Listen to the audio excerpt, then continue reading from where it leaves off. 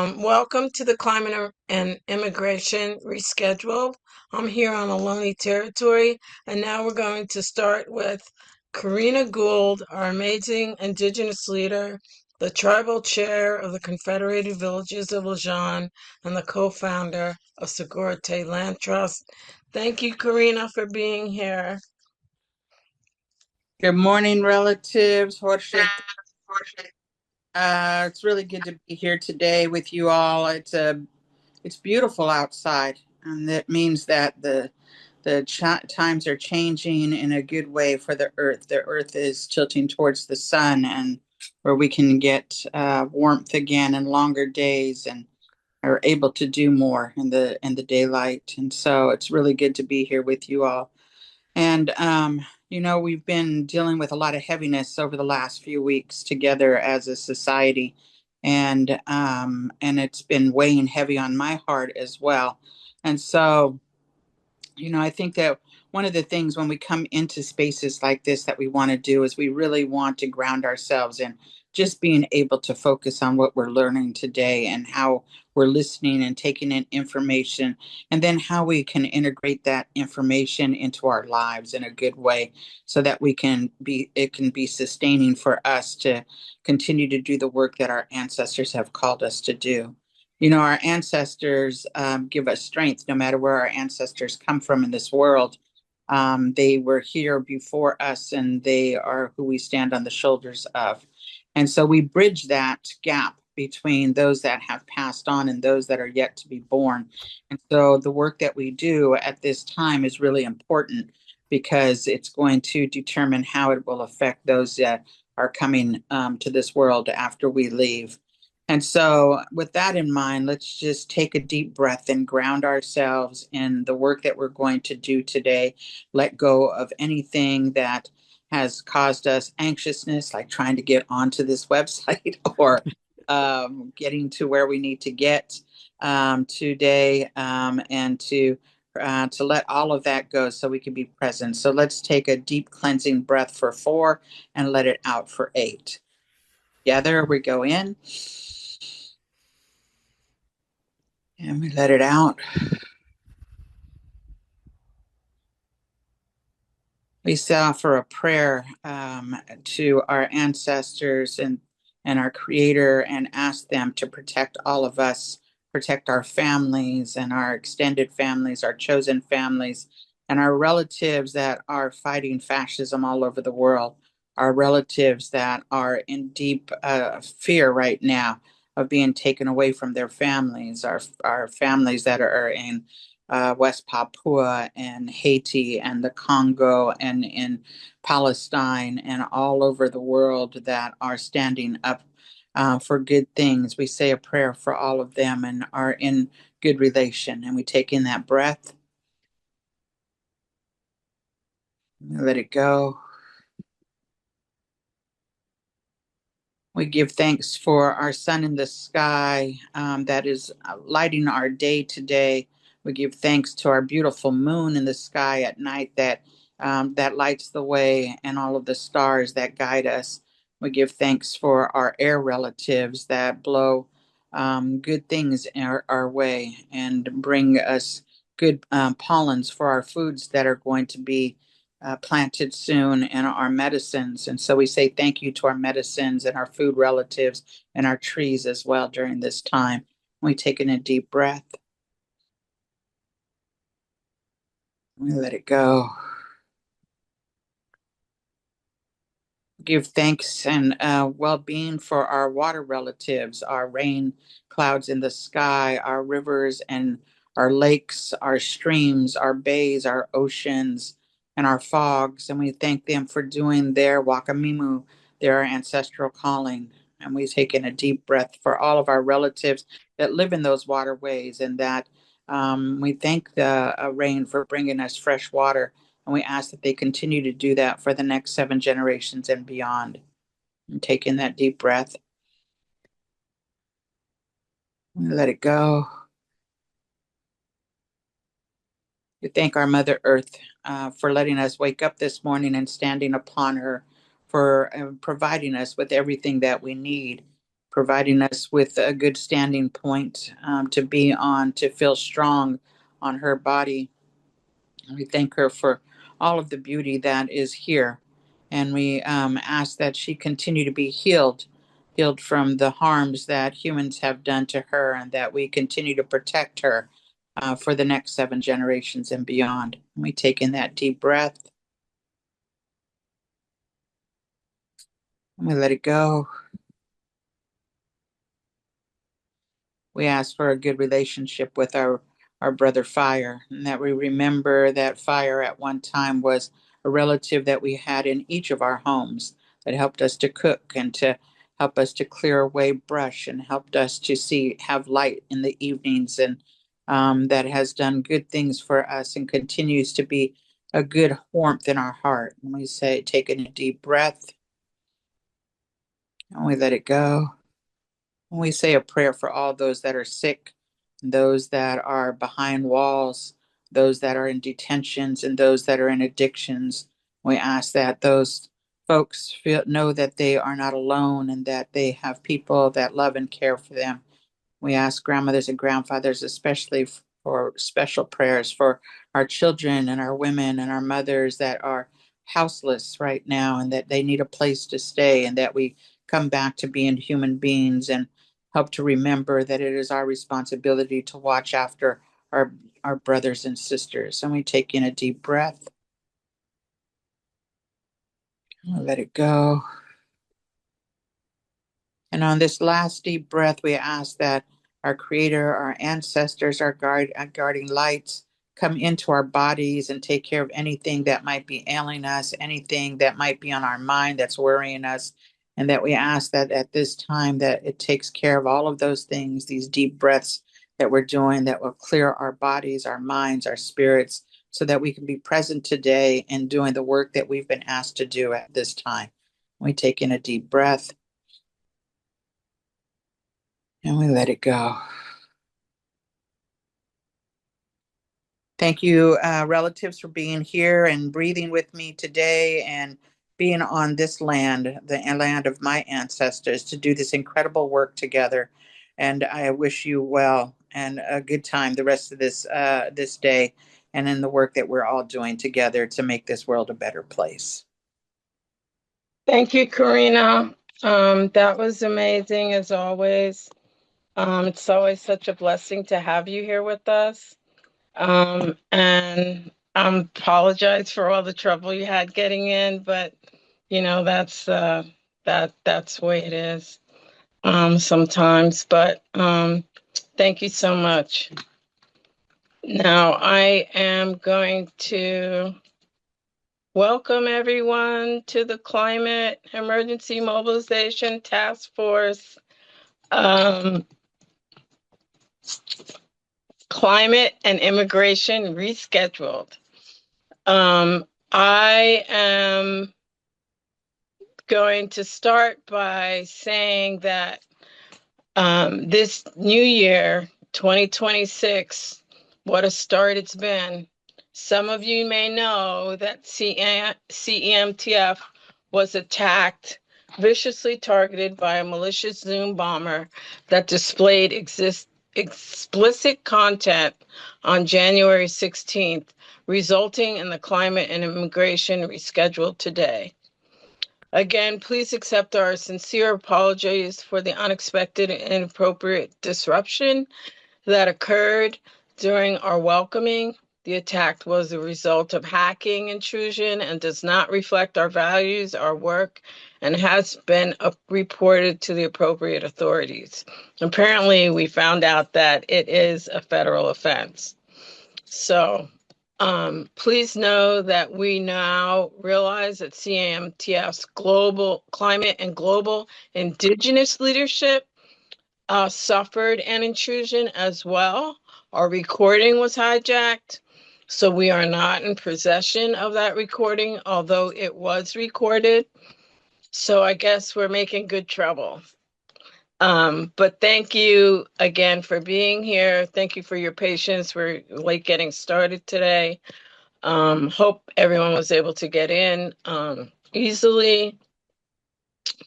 But also, I want to thank CEMTF's Planning and Logistics and Steering Committee, Jack and Karina and myself, because we work very hard to get these events going. And excuse me, we're very dedicated. We meet weekly, and I want to thank Jack and Karina. And thank you to the speakers today. Karina, I'm not sure if Monica is here yet or will be here, but James, Elizabeth, and David, and also Paul. And Cheryl, I just got an email from Monica. She was on a flight today and it got delayed, and she's not going to be able to join us right now. She said when the flight lands, she might be able to send us slides or some recording of what she was going to talk about, so we can add that to the recording when we have that opportunity. But she's not going to be able to join us today, I don't think. okay, well, thank you, Jack. And also, thank you all for your donations.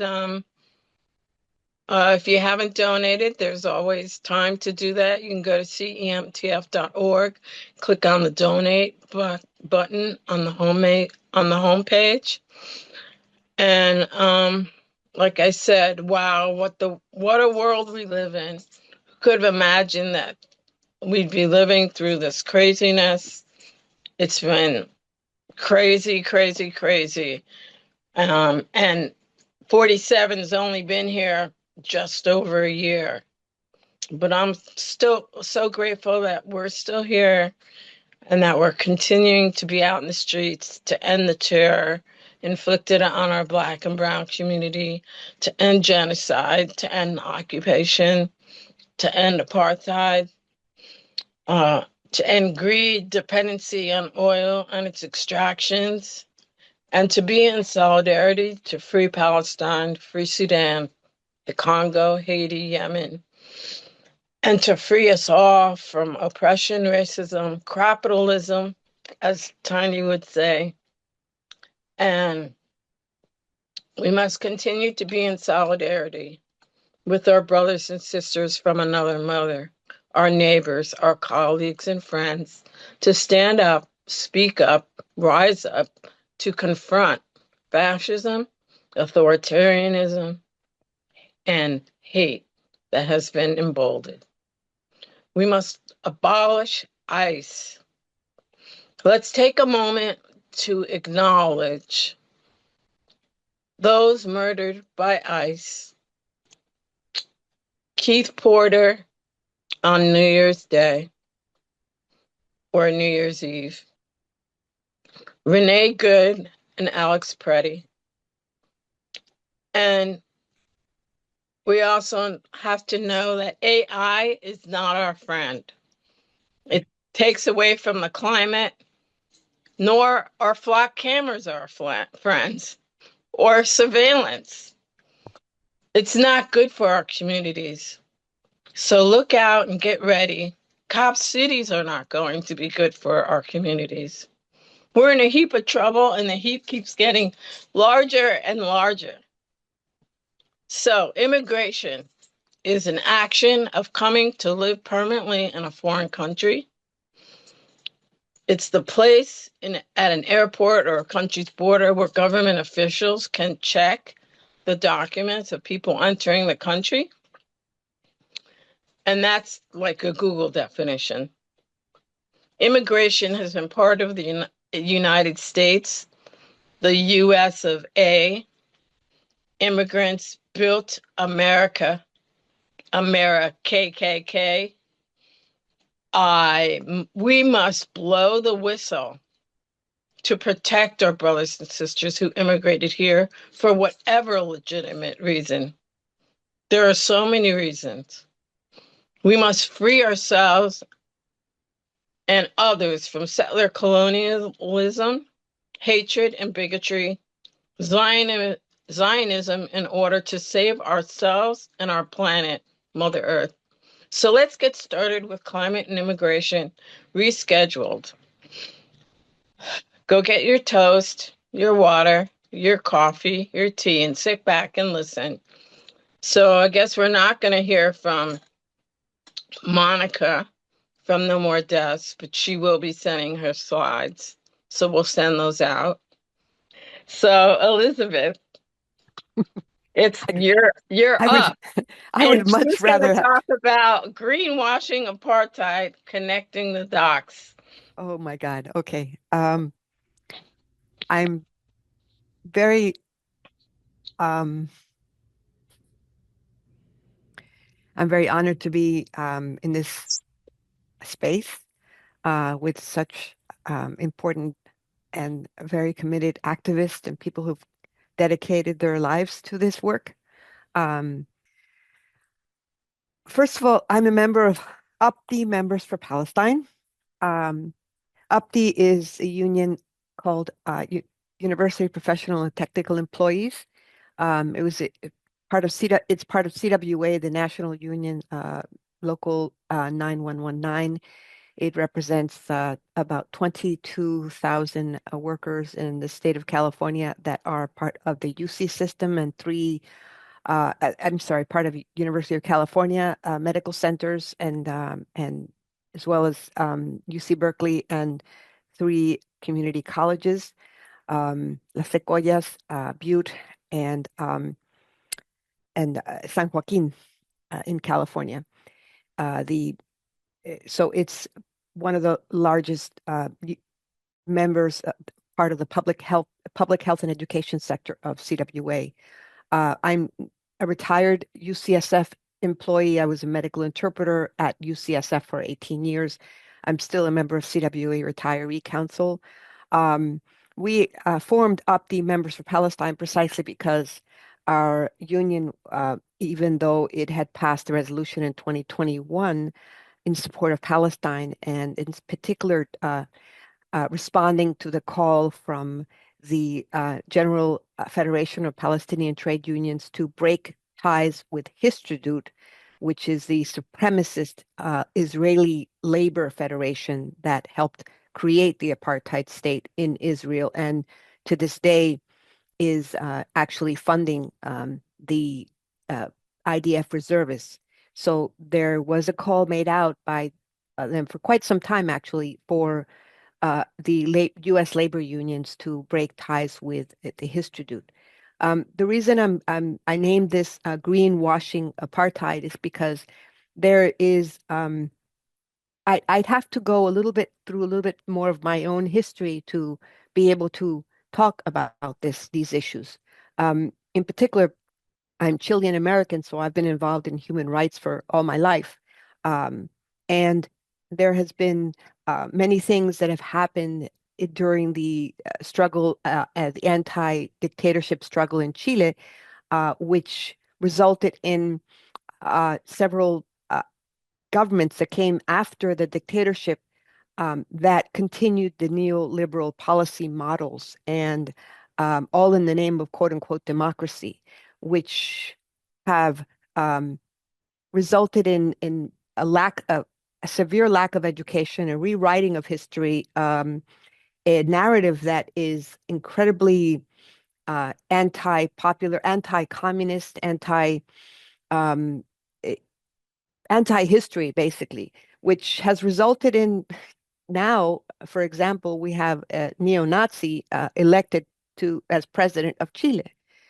Um, so few, during these past 20 years, for example, I'm just using the past 20 years as an example, although we could go back much, much further. But these past 20 years in particular, there have been these um, these movements by both the Democratic as well as the Republican parties that have been very detrimental to workers and people of color and immigrants. And this has come, even though there is this incredible and valid anti-Trump discourse, um, Trump didn't appear out of nowhere. Um, and both the Democratic Party as well as the Republican parties have been responsible for the implementation of actions and laws and acts that have been mining away at our civil rights and workers' rights.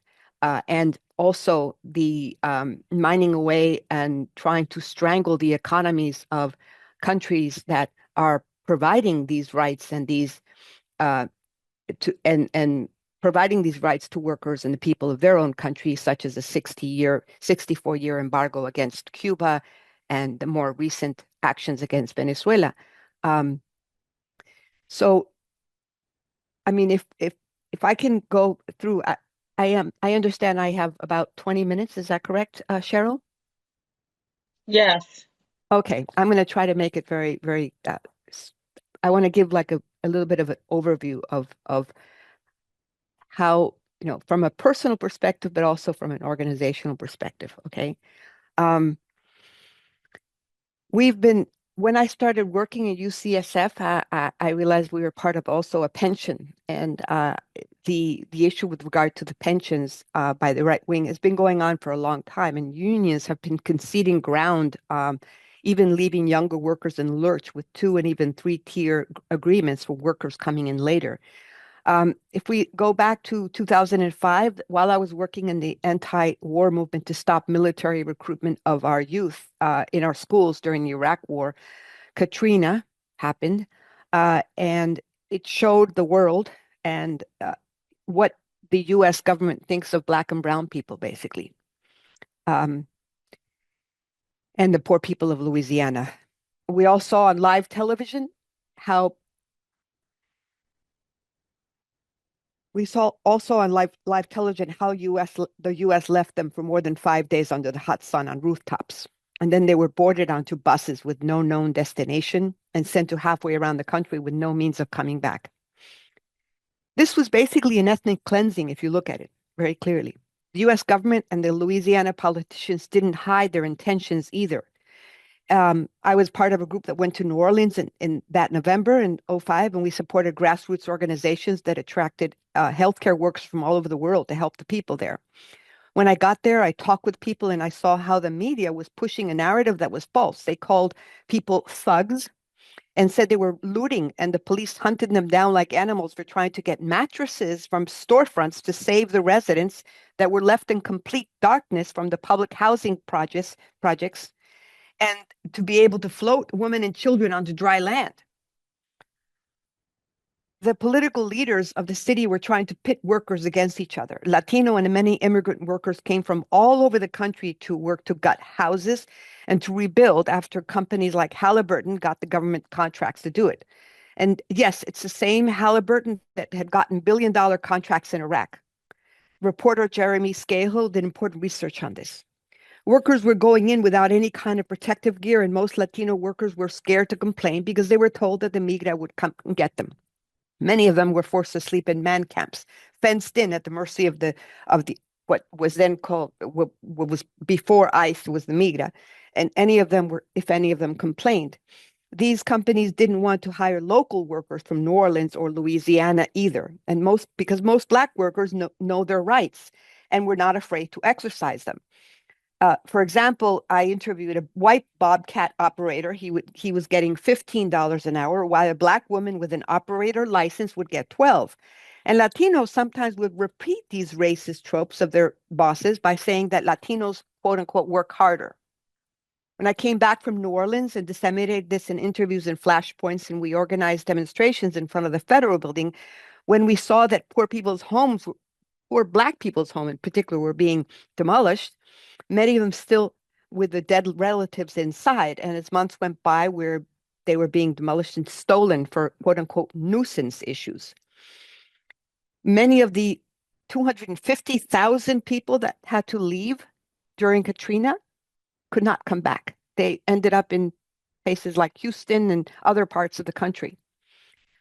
They weren't even given a notice about the demolition of their homes. And this was like one of the major land grabs of Black poor people's homes, a generational land grab, because many of these homes had been given to them or passed down to them from their family members who had, after becoming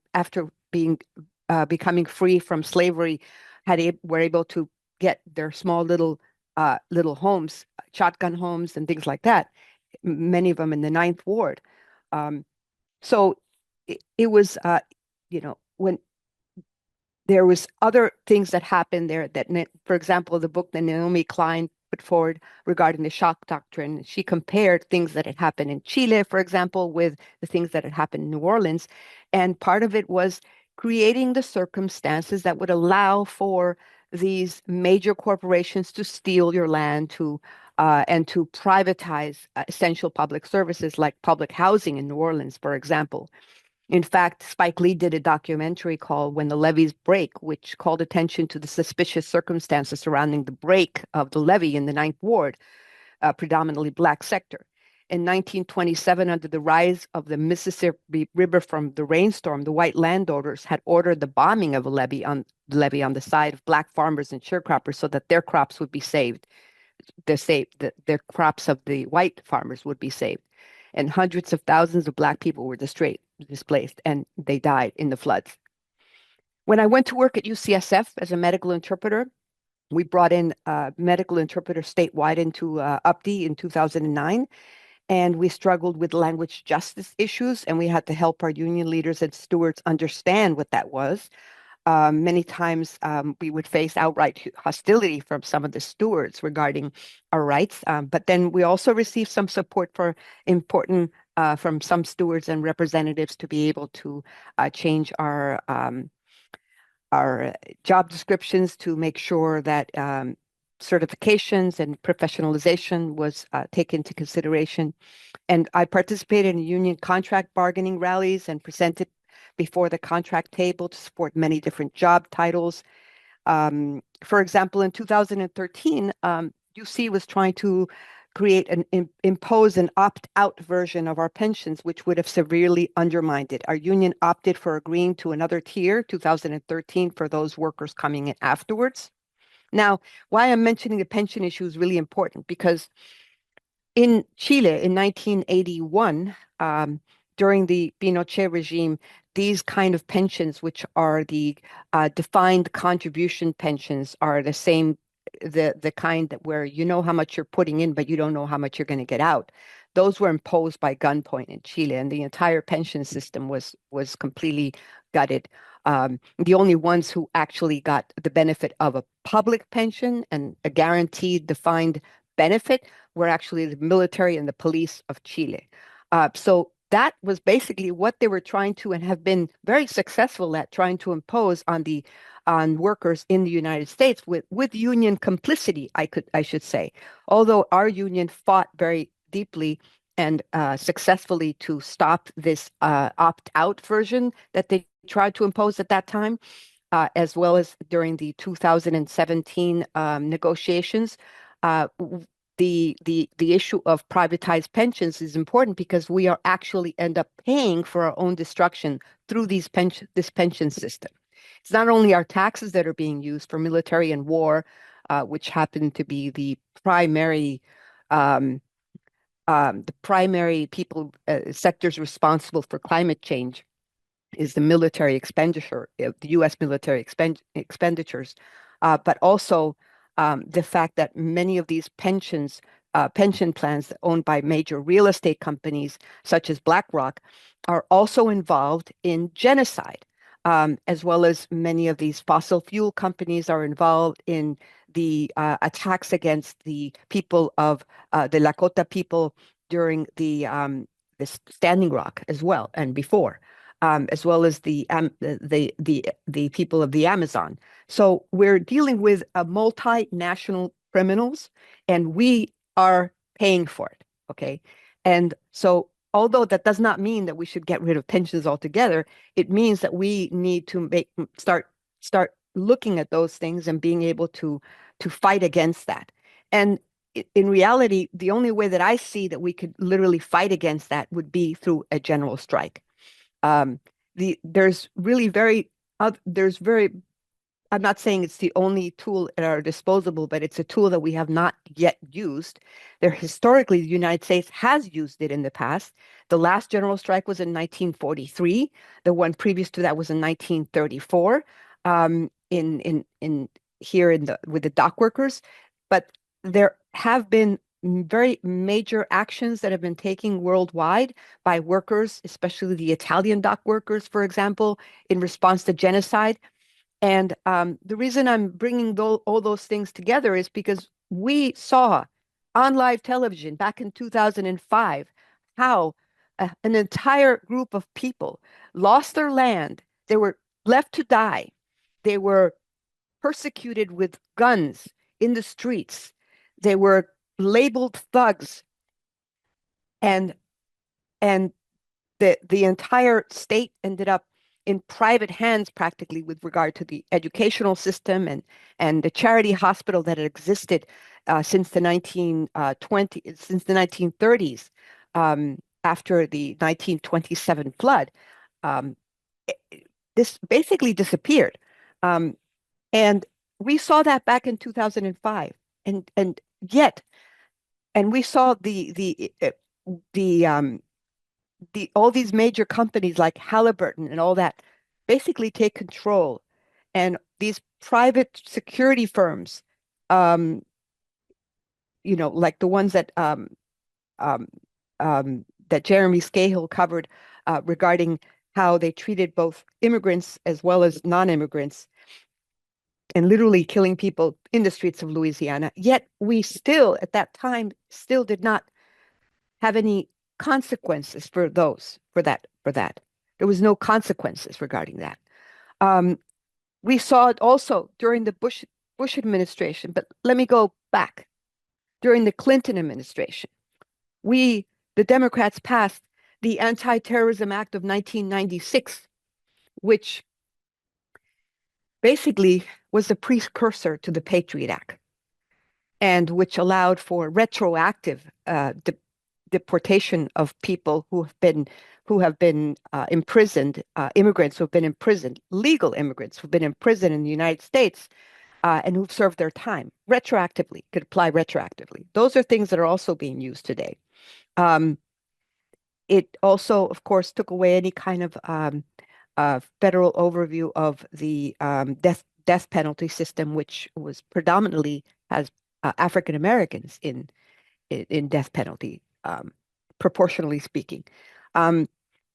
We also have the Clinton administration passing the Welfare Reform Act, as well as the Immigrant Rights Act. The reform, it wasn't called the Immigrant Rights Act, it was immigrant reform, which made it much more difficult for family reunification and increased the threshold of immigrants to be able to sponsor their family members. And more recently, in 2006, 16, I'm sorry, I went with a group of people to Standing Rock, and with materials, and I stayed there for 4 days, and there were people from Labor for Standing Rock there, and some people from Labor for Standing Rock had also been and were involved with Labor for Palestine, people who knew and had already established connections between those different issues that we're dealing with. Let's not forget that England, during the Balfour Declaration, was one of the prime owners of BP, British Petroleum, in the Middle East, and that was part of the deal. Basically, is to have a state that would be able to safeguard the interest of imperialist petroleum forces, both which became also U.S. as well as British. There's a lot of things that come out of that, but more important than the issues that most of us already are familiar with, or many people here are already familiar with, regarding how these big bad corporations have been behaving these past 100 years. What many people do not know is how our own unions have been, our union leaderships and our union bureaucracy have been participating in this by permitting privatization, by basically reducing rank and file involvement and decision making with top-down structures, and basically the issues having to do with water and land and resources are directly linked to Palestine as well, and to Zionism in particular. I wanted to we at the first UPTI convention that I went to in 2017, I brought a no DAPL resolution to demanding that UC divest from Dakota Access Pipeline. And we passed that resolution, and I would go to the UC Regions meeting and distribute the resolution and speak during public comment. And UCSF Campus Organization, Do No Harm, organized initially in 2015 by Dr. Rupa Myra and many of her colleagues and medical students to confront the police violence against people of color on our streets. They held ceremonies and supported Standing Rock in many activities, both at UCSF and communities with local California tribes. UC students, UC Fossil Free, had also been very active in many UC campuses to bring these issues to the forefront to demand divestment. And in my opinion, what finally brought some level of quote unquote divestment, maybe $400 million worth from DAPL, from UC, was because there had been 800 people in Standing Rock who were willing to put their bodies on the line in the freezing North Dakota weather to make sure DAPL did not fulfill its January 1st deadline to put oil through a pipeline, costing it billions of dollars in contracts. So DAPL was losing money for its investors, so UC was forced to pull out to some extent. So our union obviously did not have the power to divest from DAPL, but we demanded divestment from Wells Fargo and other financial interests regarding that. We also pushed for other resolutions having to do with the Chilean movement in response to the schemes of the individual retirement accounts, which I mentioned earlier, and the resolution against the war on Venezuela in subsequent conventions. And in 2021, in executive committee, we passed a resolution on Palestine to break ties with Rescheduled. And I was also a delegate at the Labor Council for my union in October in 2019. We passed a resolution in support of the Chilean People's Uprising because they basically, it was very clear. It was 30 years of neoliberal model that people were opposing in the streets because it was making people live in precarious situations in Chile. And however, when we tried to present a resolution at the Labor Council in 2021 for Palestine, we were basically stopped in our tracks by Zionist members of the Labor Council and of course the AFL-CIO. The AFL-CIO has been, unfortunately, part of the labor imperialism, as the book from Jeff Shirky has put out regarding No Neutrals Here, which outlines the role of the AFL-CIO in its in many aspects. There's been already declassified documents showing the level of participation that the American Institute for Free Labor Development had in destabilizing the Allende government through its so-called labor organizations, trying to divide the labor movement and take it away from the support of Allende, for example. There are a lot of things that we really need to consider when we are fighting the level of fascism that we're facing right now. There's things we could learn from other people who have gone through this. There is an impending movement towards a general strike, but the bureaucrats made it very clear in 2018 when Vermont AFL-CIO supported a general strike in order to stop insurrection and coup, that they would not tolerate a general strike and would put Vermont AFL-CIO under receivership if they carried that out. Now, there are millions of workers that have come forward from different parts of the country that are demanding a general strike, especially because it looks like what the Trump administration is going to try to do is to provoke the Insurrection Act so that it could cancel the elections. So, you know, the response of the AFL-CIO up till this moment is, for example, UAW President Sean Fain has said that workers should prepare for one in 2028. but by that time there might not be any unions left to defend. And one of the things that we really need is many of these unions, for example, even though they are giving voice, some of these union leaders are giving voice to the issues that are being presented. They are not going far enough in dealing with the roots of the issues. And we have, for example, within our in California, Democratic state, California, people like Scott Wiener, who is a state senator, who's a Zionist state senator, who's been behind a lot of the attacks on free speech of workers and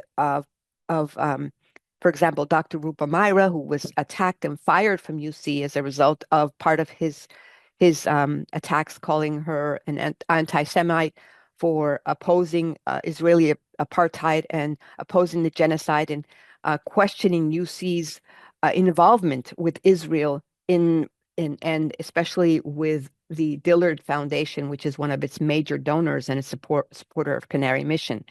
And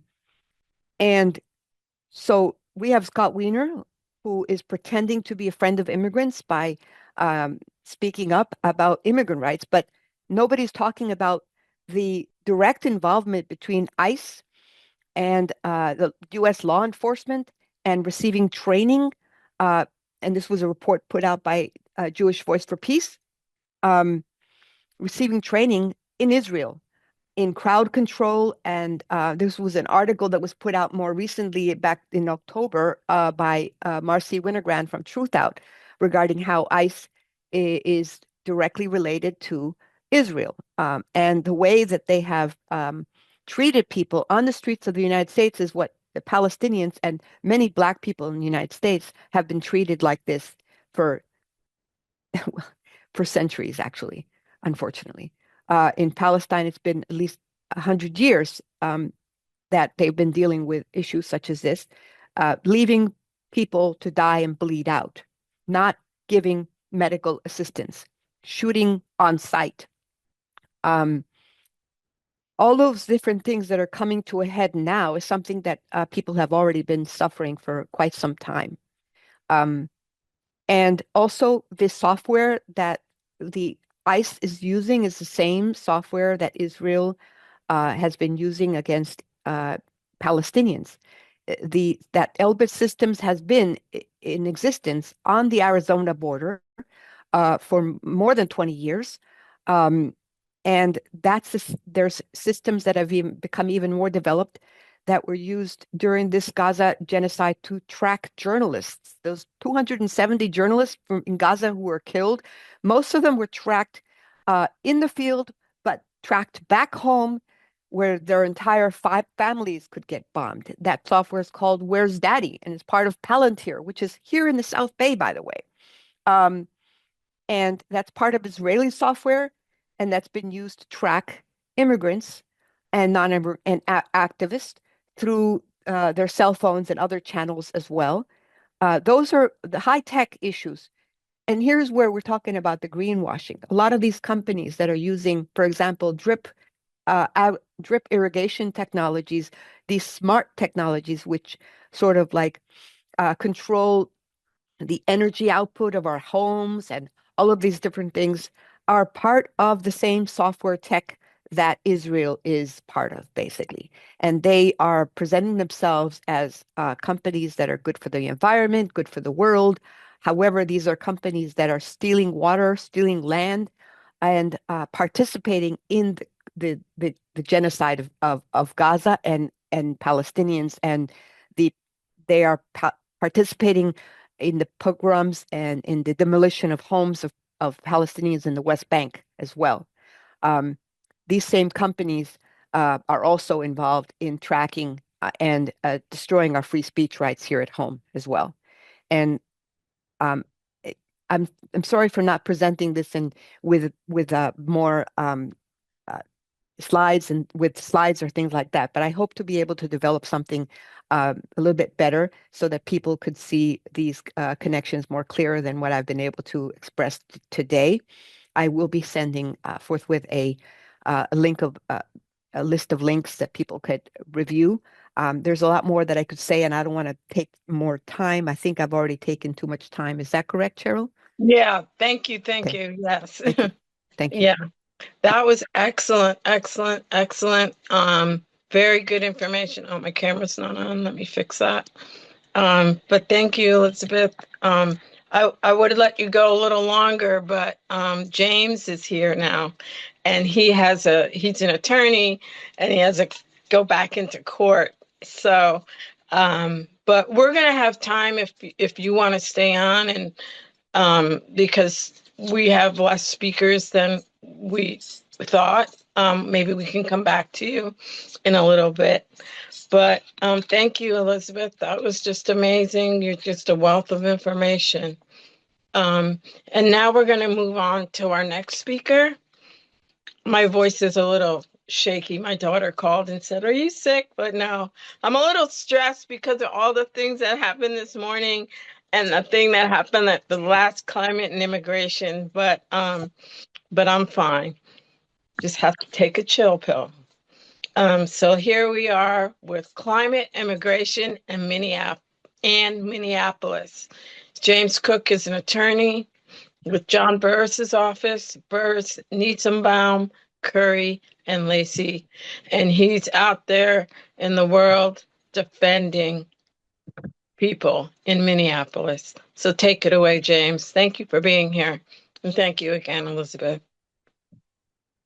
Yeah, hi everybody. My name is James Cook. Yeah, I'm an attorney I'm one of John Burris's attorneys. If you remember, for people, I don't know. I don't know how the age group of everybody on the call, but so my boss became famous from the Rodney King versus City of Los Angeles case, if you're old enough to remember.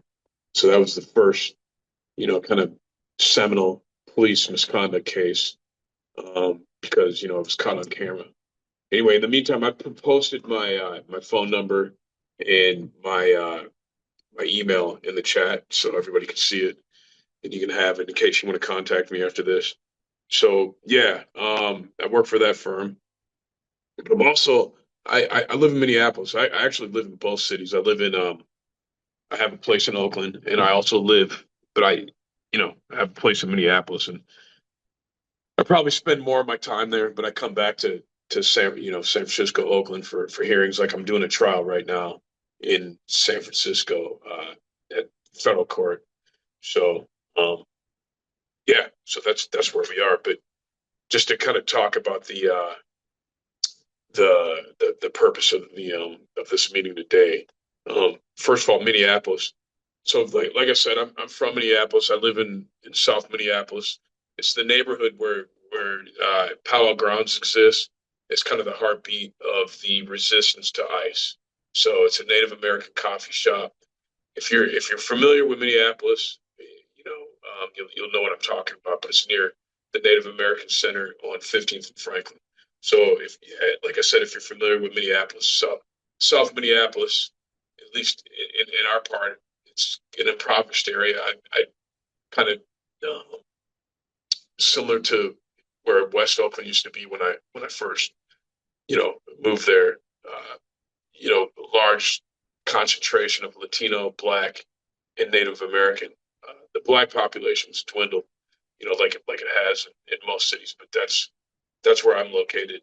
And again, the coffee shop is sort of the heartbeat of the resistance. So if you go to Powell Grounds, that's where there's the ice watchers are located. That's where you're going to get your supplies, your whistles, that type of thing. Also, sort of the underground movements where people are taking food, and water, and supplies and money to immigrants who are in hiding.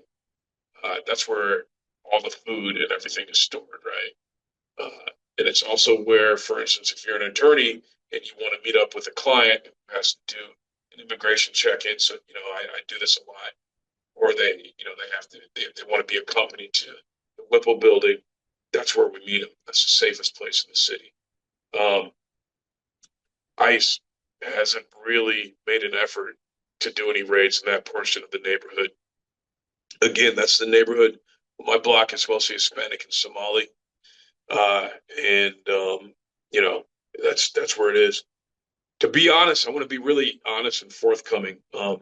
When Trump said he was going to first send in troops or ICE agents, I was apathetic. I you know there and originally it was about the this controversy where they blamed a lot of the fraud on Somali immigrants in the neighborhood, and that has happened. That is actually real. That we've had some, we've been kind of screaming about it, but it's not clearly it's not the whole fraud. Somali community. It was a very small group of people in conjunction with to be quite honest, like just you know, uh, Minneapolis, longtime Minneapolis residents, one woman, white woman who kind of, in my estimation, sort of led the whole operation. But Trump used it as he used it as an excuse to send the agents. So, but there's other reasons why, right? You have sprawling homeless encampments in the neighborhood, and while I support homeless, I don't support the way the encampments are designed, such as they have become open air drug markets and drug trafficking. And let me just explain to you again. I live in this neighborhood. I represent a lot of my neighbors, and they come to me. I'm one of the few lawyers in kind of the. I think I'm the only lawyer though, like within like a maybe 10 1 mile, 2 mile radius. So people just come to me for different reasons. Well, I'm also like the old cantankerous guy on the block. Get off my lawn. I'd liken myself to a hallway monitor. I'll tell people you can't park there. Clean up your lawn. That type of thing. Like I'm that guy. I'll go over and mow people's lawns if it gets too long. Right? I'll make my kids do it. So but neighbors come to me to sort of mediate disputes. All anything you can think of, like I'm sort of, but I'm that guy. There's a particular guy, one of my neighbors. You call him. I mean, back in the day, maybe you call him the town drunk, right? He's always intoxicated. So, and I'm telling you a story just to kind of set up like how I really got involved in this. He was, he's always, kind of walking around, drunk and that type of thing. So one of the days I got into it with him, held him down, called the cops. The cops arrested him. I also represented him. I did criminal, defense representation. I represented. I mean, they ended up not charging him. So it's fine. But he was like one of the first people that got deported. Right. This following year, that was 2024. So this year in like it was September, October, he got swept up by ICE. A few neighbors come to me. I'm one of the only guys who speaks Spanish, and I would say I barely speak Spanish as passable. They told me, hey, X got swept up by the government, and we needed to, like you got to go get him, go save him. Went over to Whipple, and it wasn't my skill because I don't know immigration, but I was able to, he got him. Unfortunately, he got swept up again. But then I started to notice, like I started to get a lot more calls, like from my neighbors, like, "Hey, so and so, got swept up." And this is before Thanksgiving, and I was going over there every once in a while, and it takes weeks or so to, and really the process is supposed to take months, as I understand it. And people were getting swept up by ICE, and so I started to try things like criminal defense attorney, like request for stay of admission, just doing anything I can. I was talking to immigration attorneys at the immigration court. They seemed like they weren't really interested in doing sort of writs and that type of thing. So I did as much as I can. I was really wildly unsuccessful, but I did some asylum hearings and got things extended. But I was just trying to do what I could do. Then I noticed, like, kind of between just after Thanksgiving, between Thanksgiving and Christmas, they're starting to sweep people up and deport them within 48 hours. And of course, that seemed really, really fast, So then I started like reaching out, like trying to get attorneys, like whomever, like help me out, like let's do something. It wasn't really happening, and then I had to come back to Oakland to do a trial, and then shortly after the jury returned the verdict, like a day later, Renee Good got shot. That's about half a mile from where I live, and and you guys know the rest of the story. But at that point, they're starting to sweep people up and deport them like within 12 hours and under 12 hours. And everybody, immigration attorneys and attorneys, like everybody knows, like 12 hours, under 12 hours, there's talking about the law, right? That I'm supposed to talk about in this presentation. There is no due process, right? Because typically these immigration proceedings, like green cards, residency, it's going to take weeks, if not months, if not longer. So then, as a result of the immigration, like the ICE watchers, the protests, the demonstrators, they started arresting people just doing First Amendment. Yes, there are those people that would throw snowballs and things at the ICE agents, but there are people literally just out there, expletives and go home, ICE, go home, F ICE, that type of thing.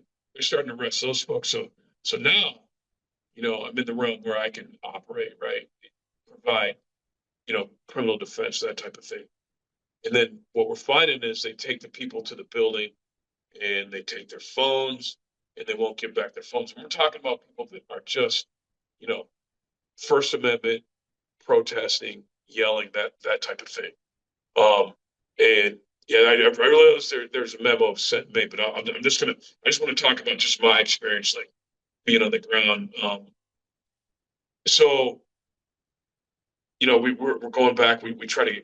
One of the experiences that I had a lot that was repeated is I would go to the Whipple building and say, I'm here to meet with so and so. Let me speak to them.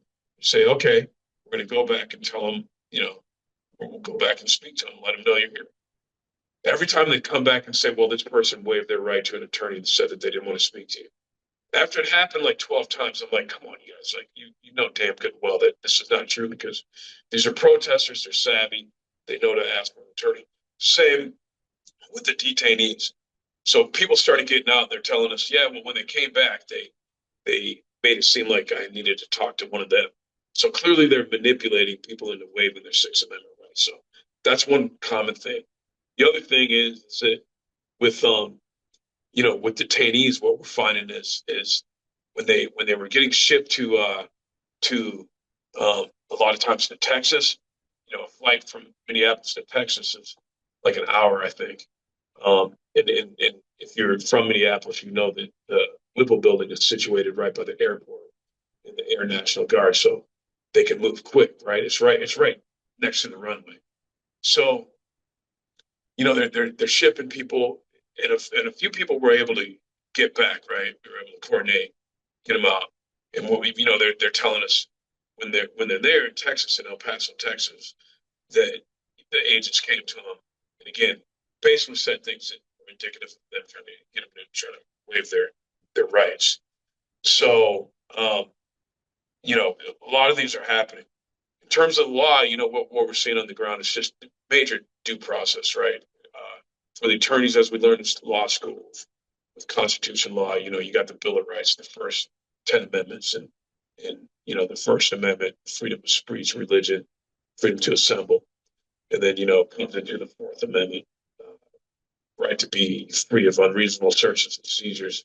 That's one of the millions of exceptions apply. Millions, but a lot of exceptions. And then, Fifth Amendment, right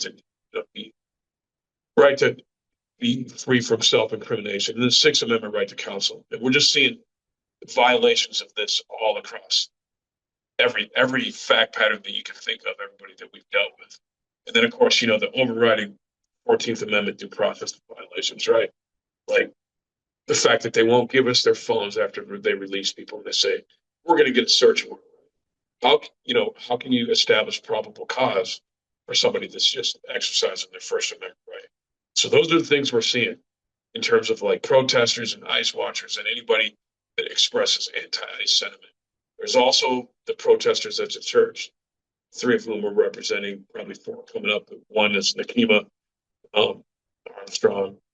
The person I'm representing is Chantel Allen and influencer DeWalt Farmer, but William Scott Kelly and they went to the church, had some words with the priest, and then they get charged with this. But by the way, Don Lemon and recently and some other influencers as well. So you've seen the videos, you know that that this statute was used to keep white people from pulling black folks out of church and lynching them back in the day, or bombing the churches. So that the key element of that statute is that you interfere with someone's religious rights by violence, and none of that happened. But Christy Noem issued the warrants for him, and same thing with the phone. So you're seeing those types of things with the law, with just First Amendment protesters, ICE watchers, that type of thing. But people are going to continue to do it, as you've seen on the news, right? Same thing, 26 in Nicollet, when they shot Preddy. A lot of this, people got pulled out of the crowd, and arrested. And the people that I mentioned are like people in Minneapolis that have a high profile. Then on the other side, when we're talking about detainees, what I'm told by people who really practice immigration and what we've had to coordinate is, one, getting an attorney who's licensed in the state and then also is admitted to the federal court.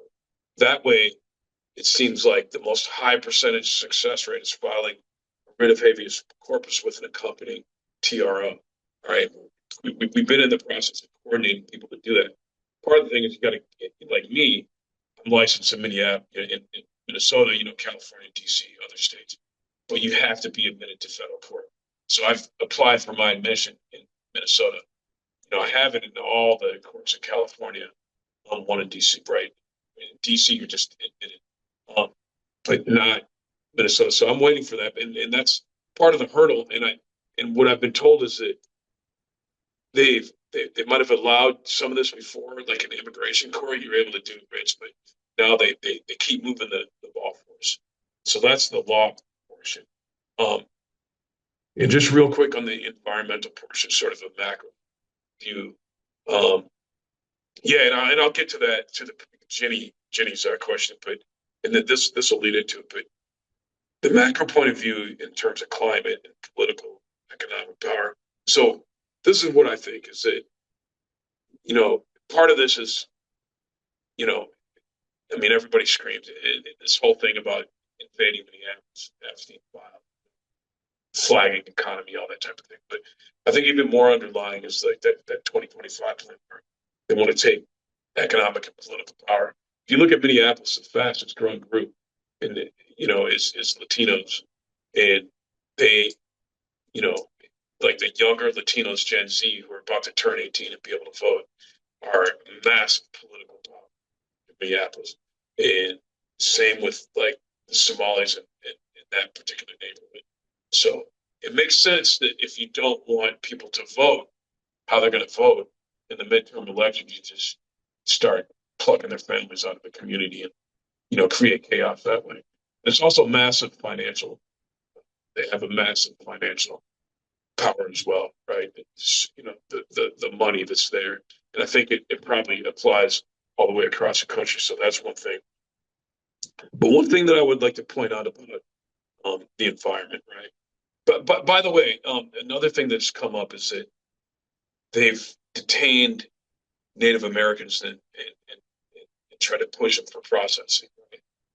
My partner in all of this, his name is Chase Iron Eyes. He is a member of the Oglala Stu tribe. They detained some of their members, and that was one of the first times that we went over to say, "What are you doing? Like, there's treaties with Native American tribes. You need to release these people to the tribe, right?" And if you probably remember Leonard Peltier as one of the people out of the Oglala tribe that made movies about that type of thing. But so Chase Iron Eyes is one of the people that I work with.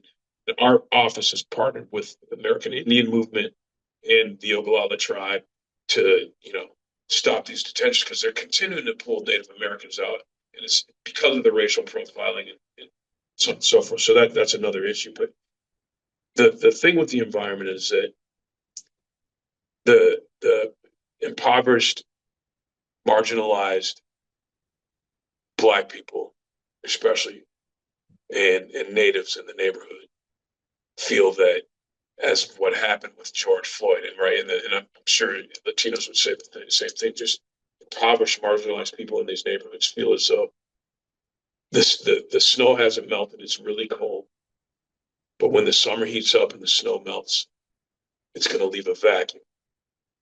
And basically, what happened after George Floyd, there's all this anti-police sentiment, but the people in those neighborhoods, they actually want the law. They just want the police to do their job and not unfairly target them. But the knee-jerk reaction to the police caused the neighborhoods to become worse, right?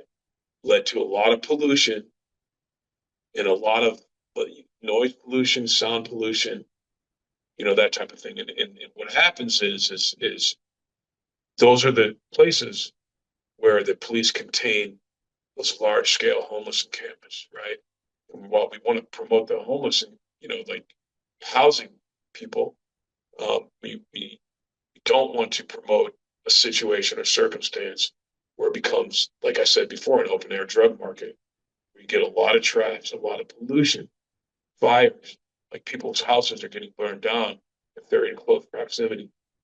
The amount of needles that have to be picked up and just, you know, waste, that type of thing. Like there has to be, there's been a knee-jerk reaction, and Black people especially don't feel heard, right?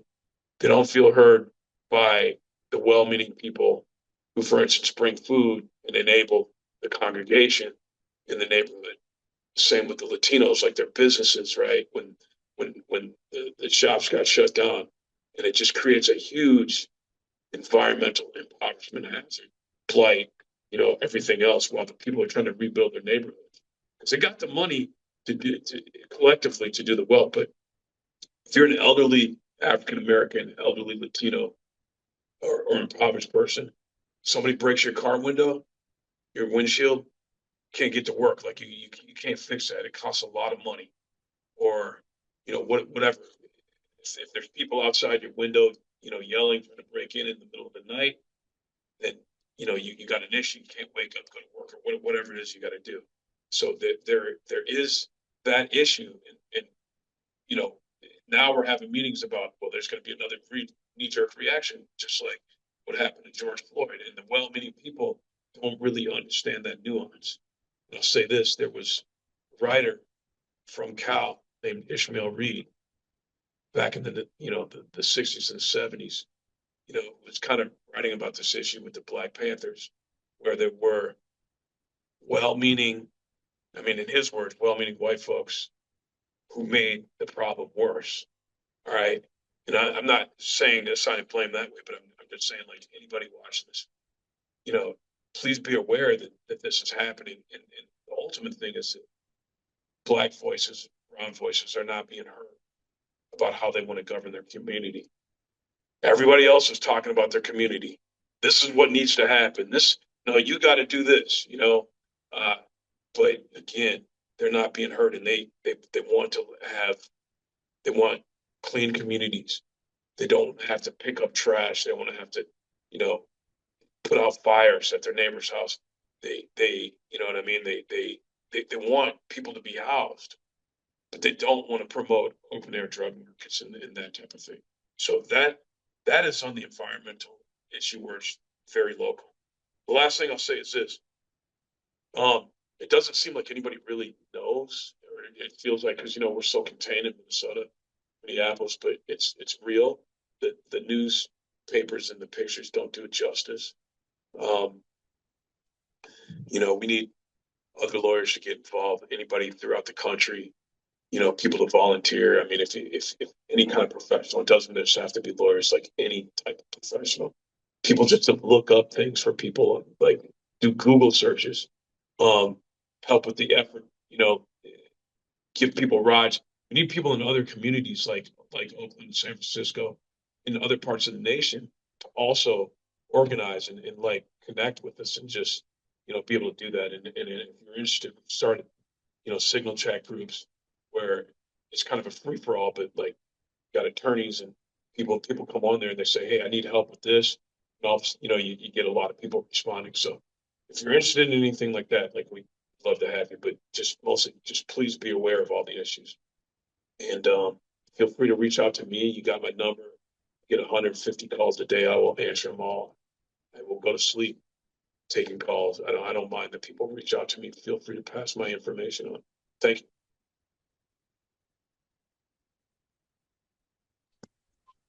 Oh my God, thank you so much. That was just amazing. And such good information. And thank you for offering your services. And yeah, the Bay Area has to hook up to all these different cities. Um, and maybe we can try to coordinate that amongst us. But thank you so much, James Cook. He's an amazing attorney. Thank you, my brother from another mother. All right. Later. Hey, And thanks. Reach out to me, and I got to get back into the courtroom. all right. Thank you. Hope you're not late. All right. Bye-bye. Thank you so much. All right. So yay. Things are moving on right along, and I just want to say hello to Armando. I see Armando was on the call, so thank you for being here, my son. My whole family's here. Yay! Thank you all so much. And now we're going to move on to David Dean. Let me get back to my notes. I'm a little flustered this morning. It's just like interesting. But now my phone's ringing, which I'm going to choose to ignore. Um, anyway, David, I'm sorry, my computer's tripping. Here you go. Okay, what is solidarity-based organizing? And we're going to hear from David Dean, a political educator and writer. And he has a website, davidfdean.com. So take it away, David. Thank you so much. Thank you so much, Cheryl, and thank you to James and Elizabeth for all you shared. I am really grateful to be here with you all today.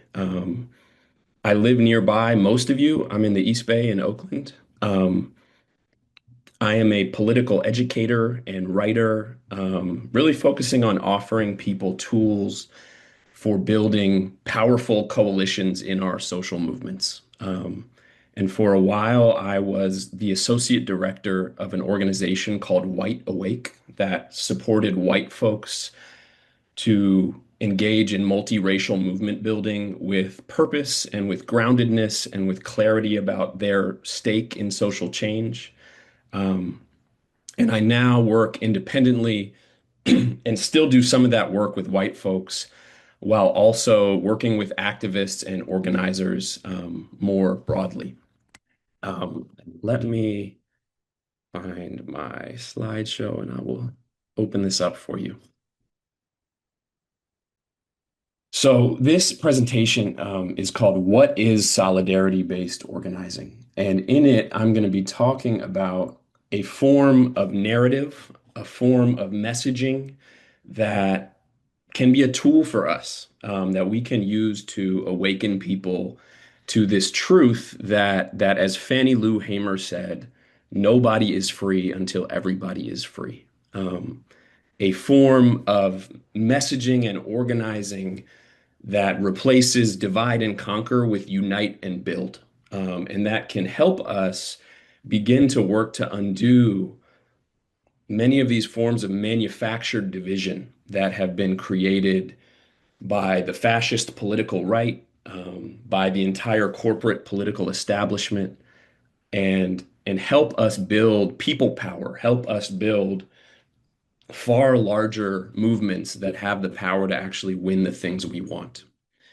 And so while this short talk I'm about to do does relate a lot to the themes of climate and immigration, it's primarily about a broader sort of social movement strategy, a broader social movement narrative for building a broad class struggle of the multiracial, multigender, multinational 99% that has enough power and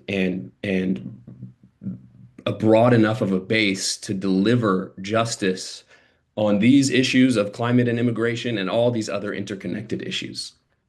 Um, in order to understand what solidarity-based organizing is, we first have to understand the interconnection between two things. Number one, these distinct forms of social oppression in our world. And number two, this broader exploitative, extractive capitalist economic system that we live under. Because many scholars and movement leaders today and throughout history um, believe and have repeatedly said that understanding the fundamental connection between both of these two things um, is incredibly important and can reveal a pathway to actually building the broad coalitions our movements need to be victorious. And so we're going to begin by defining a few terms. And I actually am realizing I'm going to show you a very short video. So I need to optimize my screen share for that. So I'm redoing my screen share. Okay, great. Um, so we're going to begin by defining a few terms. And the first one is capitalism. Capitalism is our current global economic system.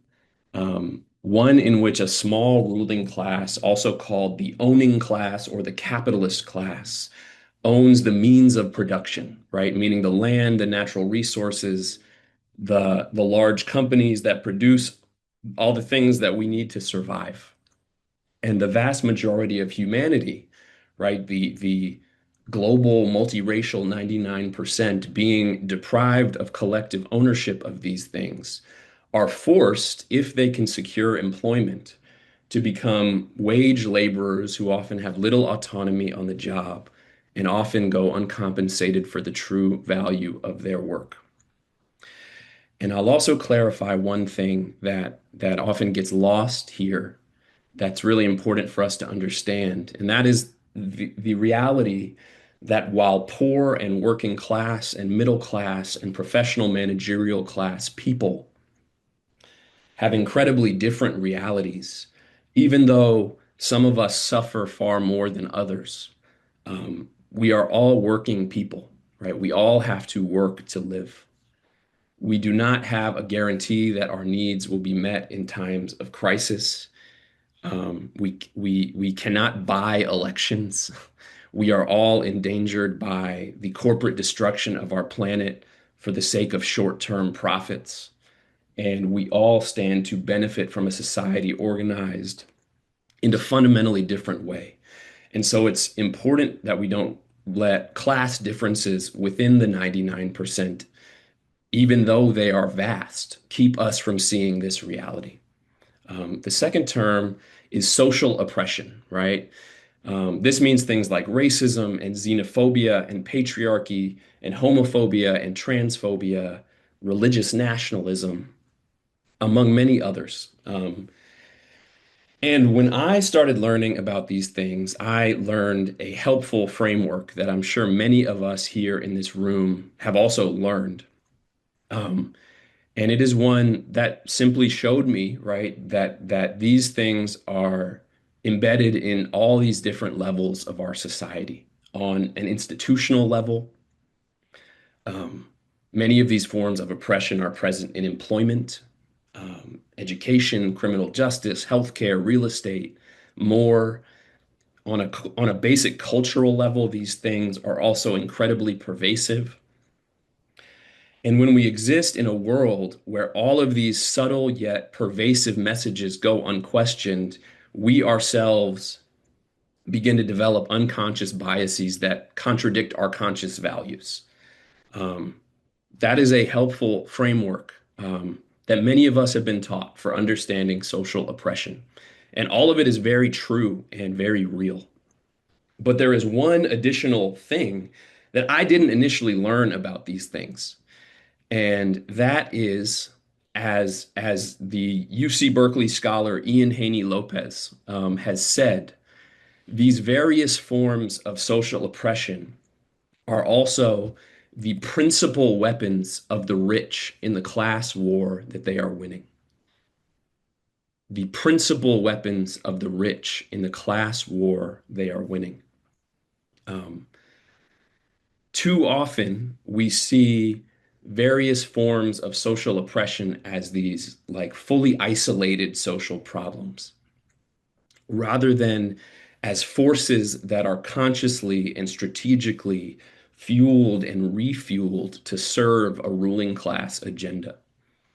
Um, and so when we can build an analysis of capitalism and social oppression together, we can come to see that social oppression is so often a tool of the ruling class to serve two purposes.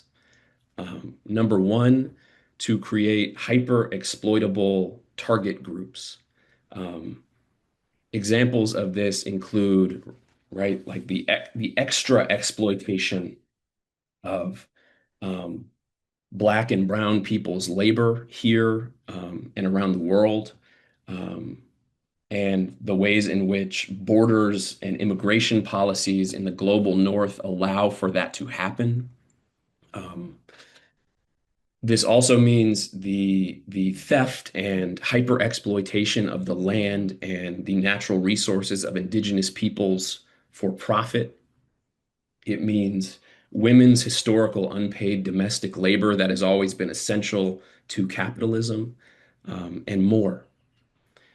And number two, right, social oppression is used as a tool of the ruling class to divide and control the entire 99%, to stratify all of us into various social hierarchies and weaken our collective power to challenge the corporate domination of all working people and the earth itself. Right? Divide and conquer, right? If we can get white people to fear and resent people of color, then they won't join alongside them in class struggle against the real causes of their suffering. If we can get US citizens or European citizens to think immigrants are the cause of their problems, they won't see who is really suppressing their wages and who is really threatening their economic security. If we can get a bunch of young and very online men who are depressed and socially isolated and broke and having trouble finding a job to see feminists and trans people and non-binary people as their enemies and to see CEOs and hustle grind entrepreneurs and billionaires as their friends, then we've created another distraction from a unified class struggle. And tools like these have been strategically used by the powerful for centuries, right? And in our current era, they are being strategically spewed out to masses of people every day. And so we have to understand how to counter them in a way that is truly effective, if we want to build the movements that we need. And there has also been a concerted effort that has taken place for decades that has been meant to make sure that all of us here in this room don't actually know how to counter these messages. That progressives and the left don't understand the connection between social oppression and capitalism in a full and complete and comprehensive way. Ever since the time of McCarthyism, ever since the time when radical movements of the 60s and 70s were co-opted by the nonprofit industrial complex, all the way through our neoliberal era, there has been this concerted effort to get progressive social movements to not see this interlocking nature between these two things. Capitalists would much prefer that we simply try to address bias and oppression in surface level ways that don't actually threaten their power.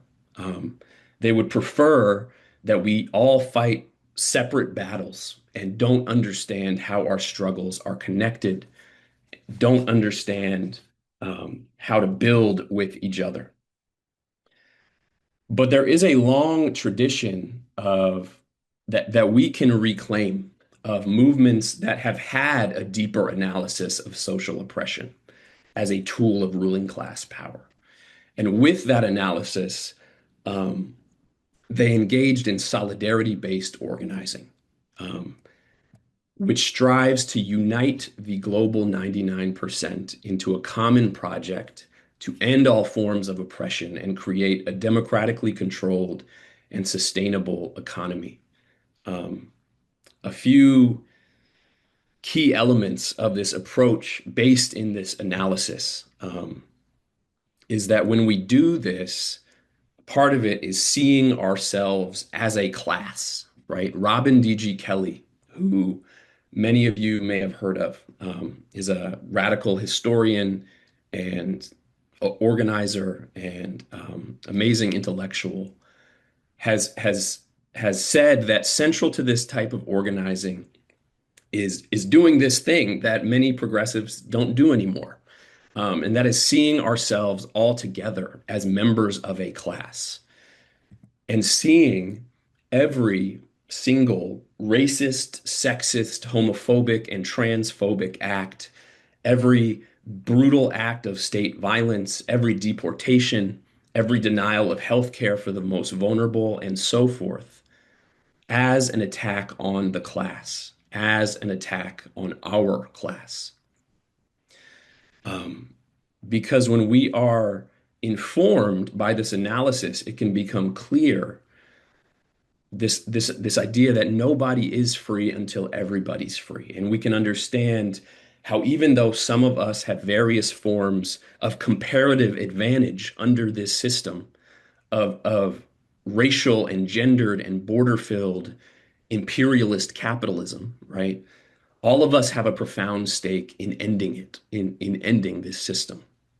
And when we ground ourselves in this analysis, we can also find a path toward mass movement building based in real solidarity. We can see that it is possible to have a movement culture where we both stand firmly against all forms of oppression while also forefronting a narrative that shows people how we all deeply need each other.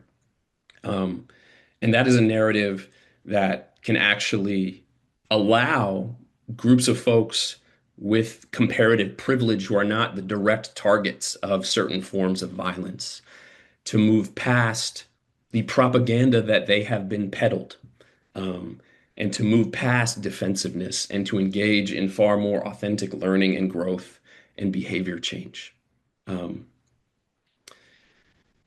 And some examples of this tool in action, of solidarity-based organizing in action, and what that looks like in terms of a message.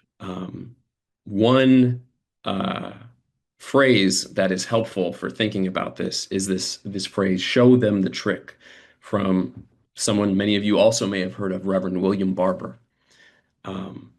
And what that means is showing really all people, because all of us, as we try to create social change and understand our lives, need an accurate analysis of how this system is working.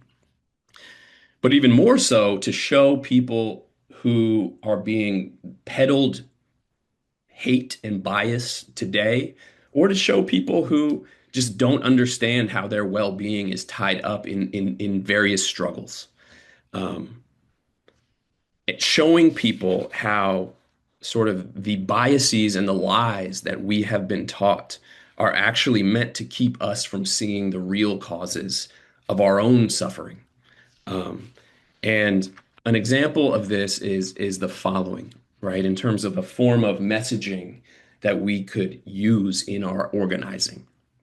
And a lot of this is intuitive for folks, I think, but it's important that we just break these concepts down in a simple way. So an example of sort of solidarity-based messaging in action is there is this class of corporate politicians who want to take away our social security and take away our health care and suppress our unions and suppress our wages. And all the while they are telling us that the cause of our problems is immigrants or trans people or feminists or Muslims. We need to see who our real enemy is here, and we need to come together to create the society that all of us need.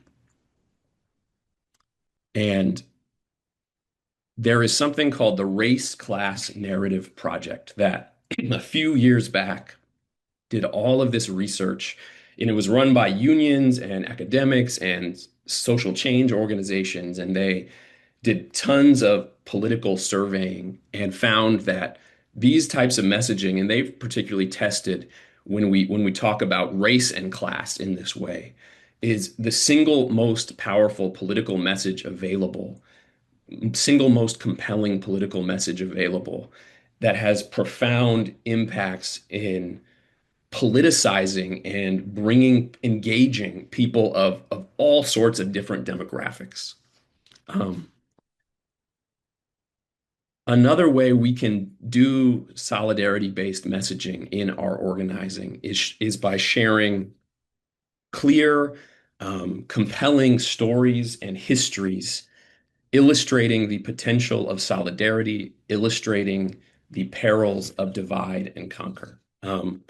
One example of this is, sharing, for example, and centering in some of our organizing today, how in the early 1900s, in a moment quite similar to our current moment, when rampant xenophobia was promoted by the powerful to confuse and weaken and divide working people, when uh, you know when labor organizers and socialists who were immigrants were constantly being targeted for deportation. And when the same police forces that were deporting those people were also beating up and imprisoning labor organizers who were US citizens. In this historical moment, the industrial workers of the world, the IWW, demanded that all working people fight for immigrant justice. And they made their slogan, an injury to one is an injury to all, specifically to drive that point home.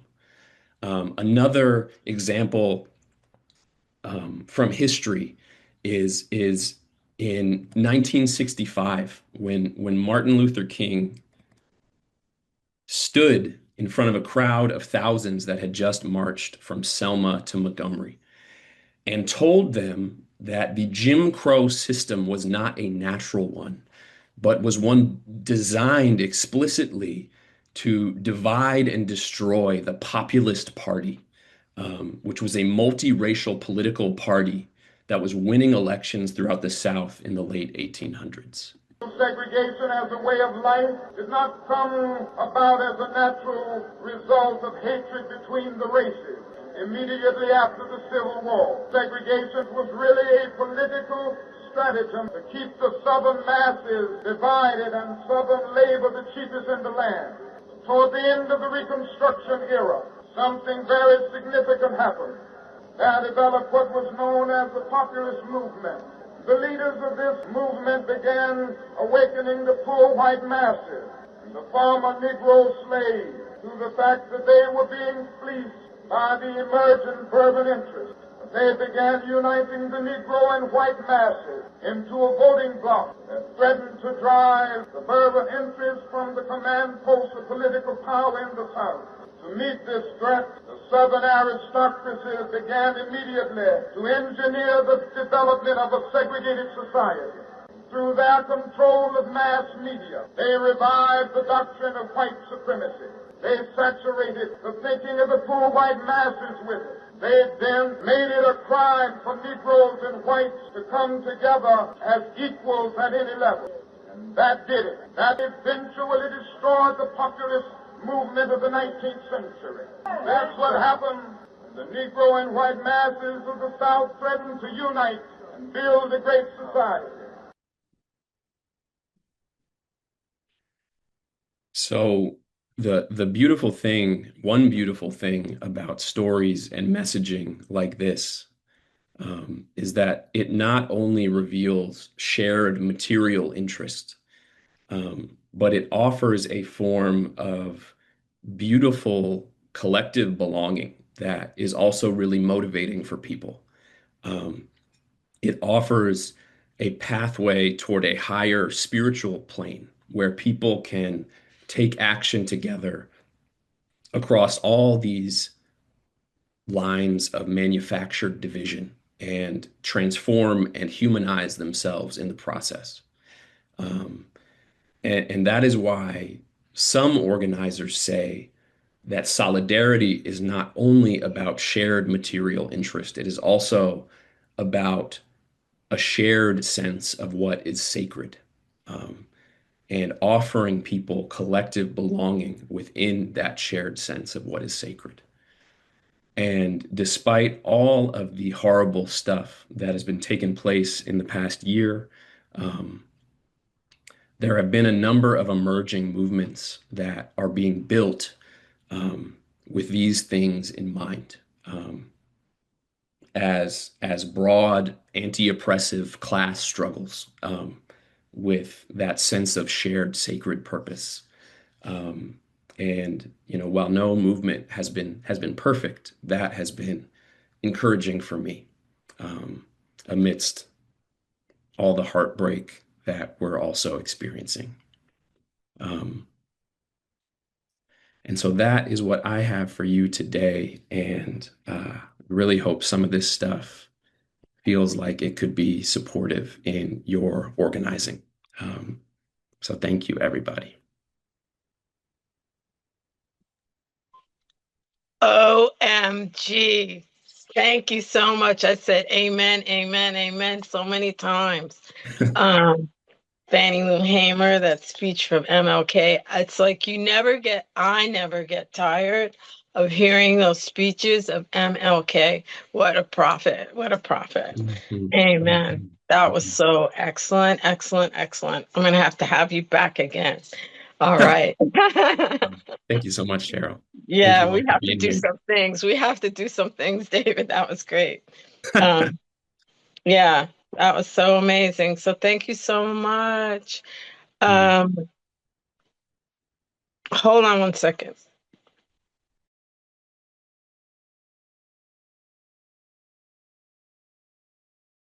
Sorry, my husband is listening in the other room, but I could hear the echo. So, but anyway, thank you, David. That was great. So today's kind of a rough start. I've calmed down a little. My voice isn't shaking anymore. Yay. But we could take a break now, but I think we should just continue because we're probably um, gonna end a little early. But first, let me ask if anybody has any questions for David. Are you able to stay on? Because we can have the next speaker and then come back to you with questions. Um, yeah, I'm not 100% sure. But yeah, sure. We just got one more speaker, right? Yeah. Uh-huh. Yeah, sure, I can stay on. Okay, great. So we're not going to take a break. I think we should just keep it moving. And our next speaker um, is here. And my computer is being slow. Let me page down. So yeah, we're gonna next hear from Chevron's Legacy of Destruction from California to the Amazon. Um, and Paul Paz Emmanuel is the Deputy Director of Amazon Watch, and he's here to speak to y'all today. So thank you, Paul, for being here. Yeah, absolutely. Thank you for having me. Um, it's a big title. It's a big it's a big thing to cover, Chevron's legacy of destruction. And again, I'm only going to talk about the Amazon and California. Chevron actually has um, a legacy around the world. There's this great report for anyone who wants to know more at chevronsglobaldestruction.org, which is a report detailing the 50 billion plus that Chevron owes to communities and countries around the world where it has committed human rights and environmental crimes and refuses to pay. But today I was just going to talk about specifically its work in the Amazon, its destruction in the Amazon, and in California, and how there's a connection between the U.S. and South America. And I think I have 30 minutes to do that, correct? Because I want to kind of pace Yes, myself here. yes. I mean, you can Yes. take as much time as you need because this is it. Okay. Well, first, my name is Paul Pasimino. I am the Deputy Director here at Amazon Watch. I have been here with the organization almost 19 years. I've been working in human rights and environmental justice since the early 1990s. My family is from Ecuador. My last name Pasimino is Ecuadorian. So my father's family is all Ecuadorian, and many of them are still there. So I grew up learning about and knowing about what then Texaco did in the Ecuadorian Amazon. And it's incredibly important to remember that what I'm going to tell you just about what actually happened, Chevron does not even dispute. Okay, so starting back in the 1960s, Chevron, then Texaco, was the very first oil company to drill for oil in the Amazon. They signed an agreement with the government of Ecuador in 1964 to begin exploiting and drilling for oil in the northern Ecuadorian Amazon, close to the border with Colombia. And even though the practice at the time, everywhere else in the world, including in the United States, of course, is that when oil is drilled, before getting to the crude that's extracted, they pull up billions of gallons of foundation waters. So heavy waters laced with toxic chemicals, carcinogens, benzenes, a whole cocktail of dangerous soup. And the practice by law outside of Ecuador, because no one had drilled for oil there yet, is to safely store those drilling waters in storage tanks and then re-inject them into the earth. Because the only safe place for them is deep in the earth, away from human life and the natural environment on the surface. In Ecuador, there was no law saying they had to do that at the time. Again, this was the first company to drill ever in the Amazon anywhere. And so they decided that they could save approximately $3 per barrel if they simply dumped that foundation water into the rainforest. So they dug some pits into the earth. They didn't even bother to line them. They just dug holes into the Amazon and then systematically dumped this toxic carcinogenic water into the rainforest over the course of decades. And what they left in the early 1990s, they left an area the size of Manhattan as one giant oil waste pit, foundation water waste pit. Obviously, in the Amazon, it rains every day.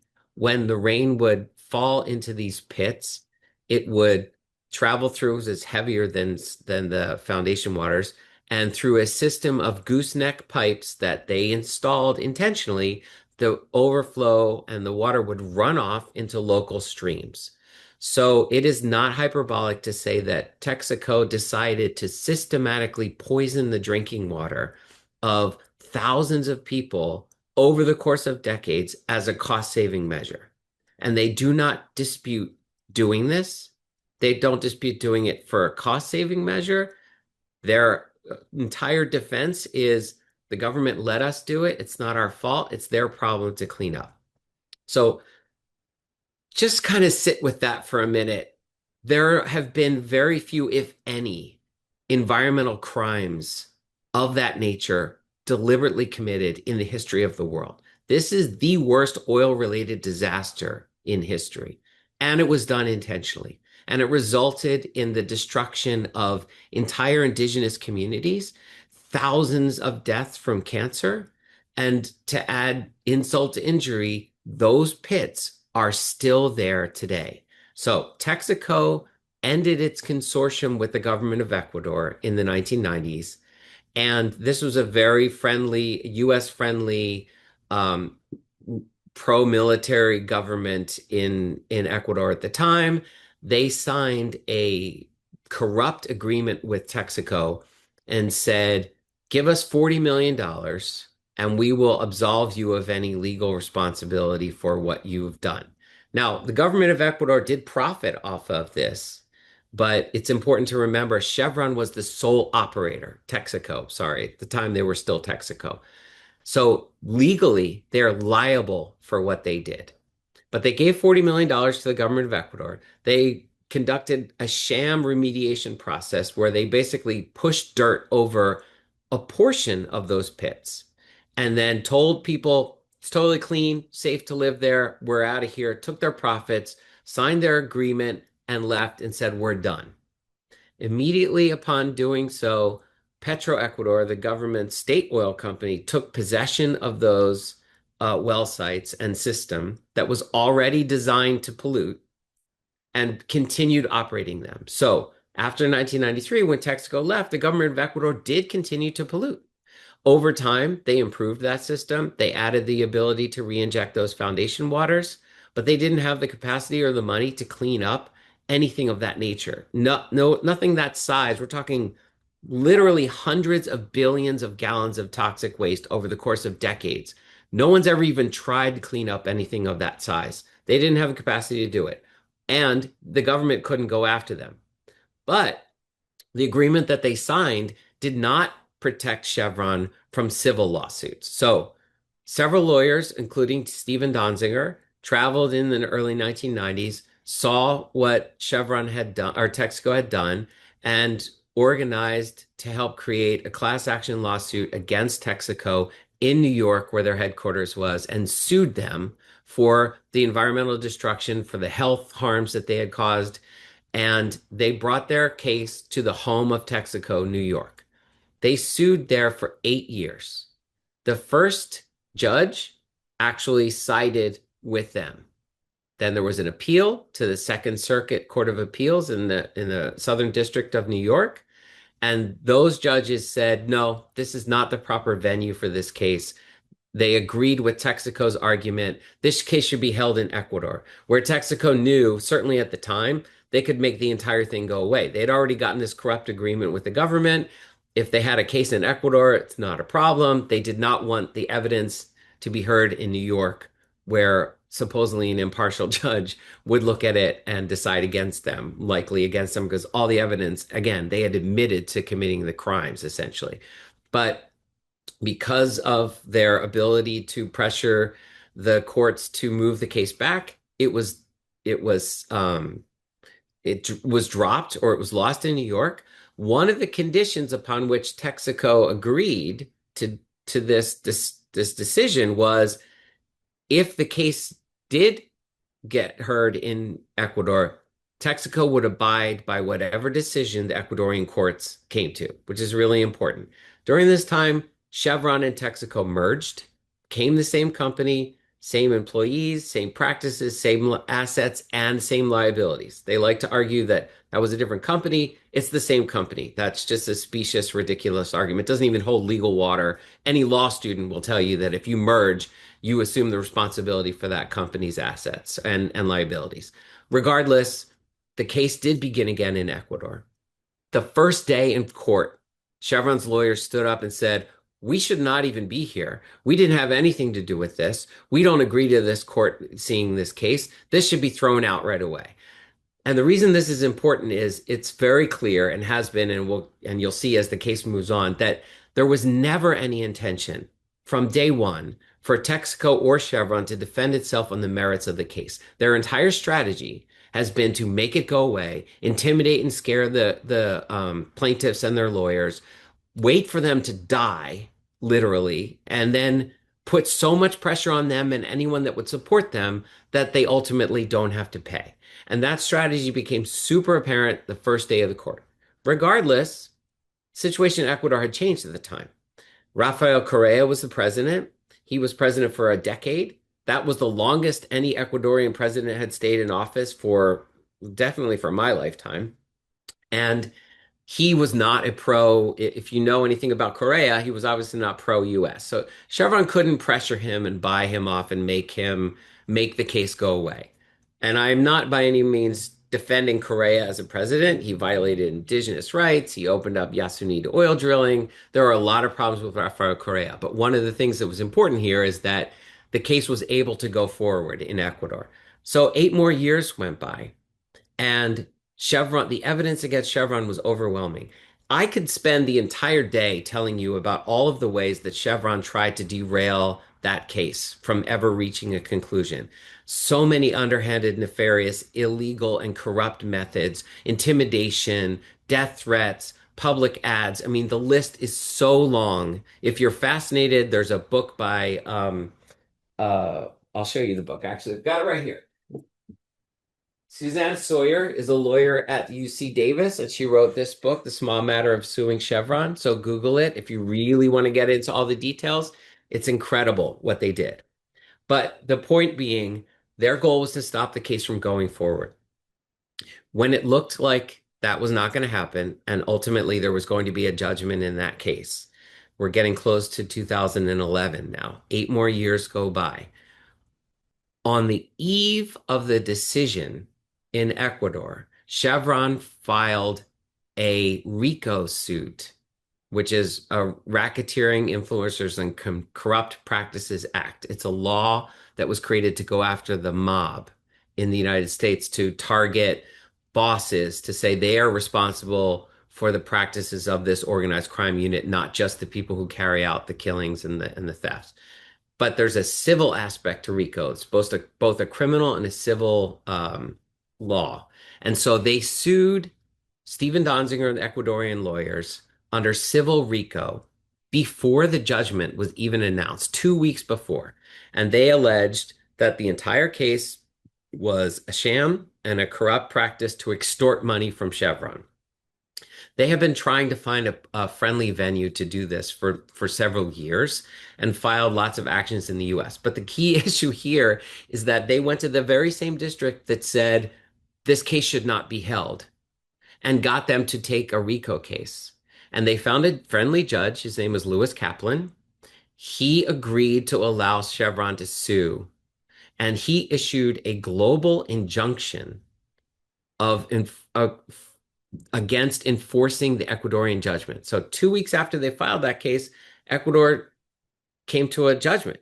$9.5 billion is what Chevron was told it had to pay to help clean up the toxic waste and provide health support for the communities that were harmed.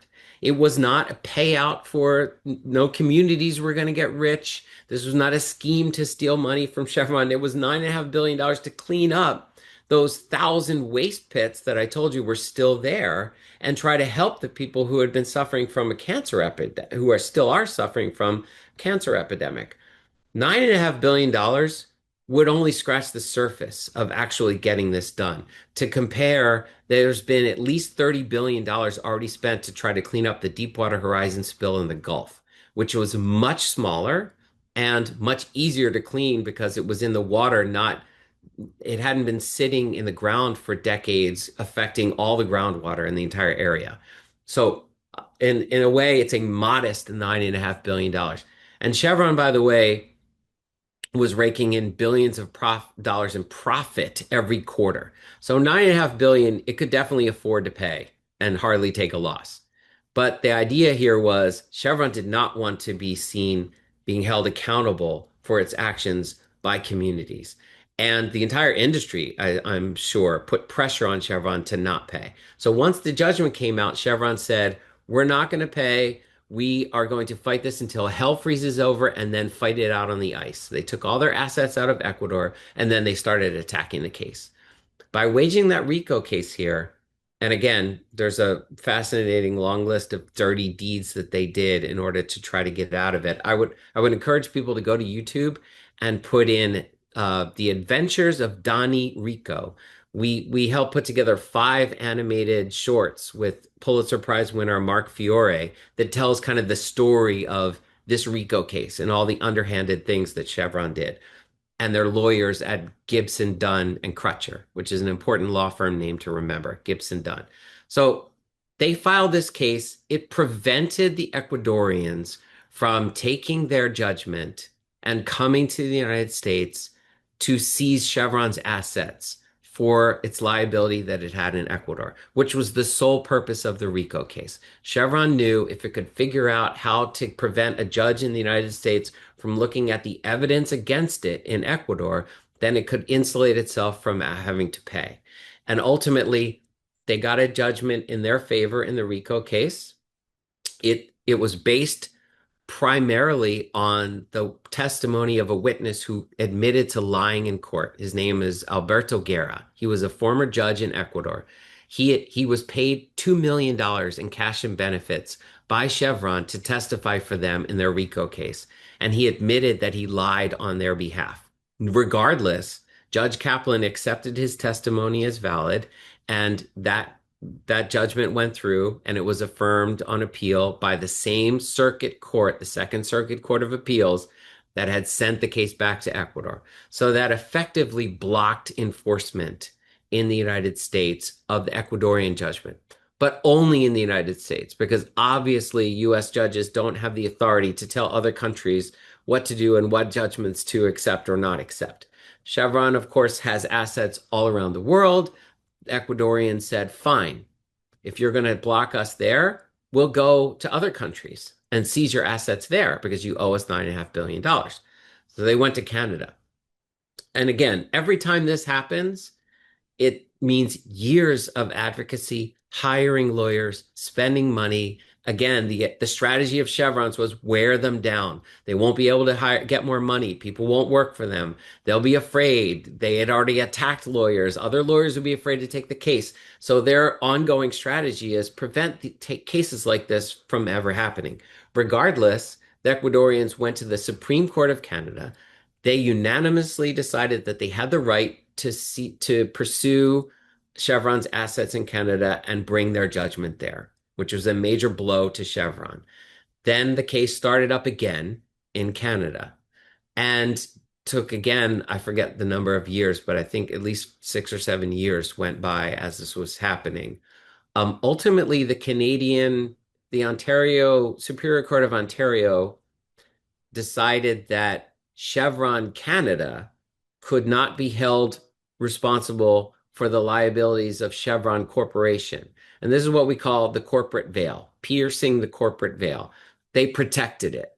And, it's important to know, obviously, an all North, all white, all male appeals court in Canada protected the rights of their corporate buddies from having to pay to the people that they harmed in Ecuador. But importantly, they did not say that the case was a fraud.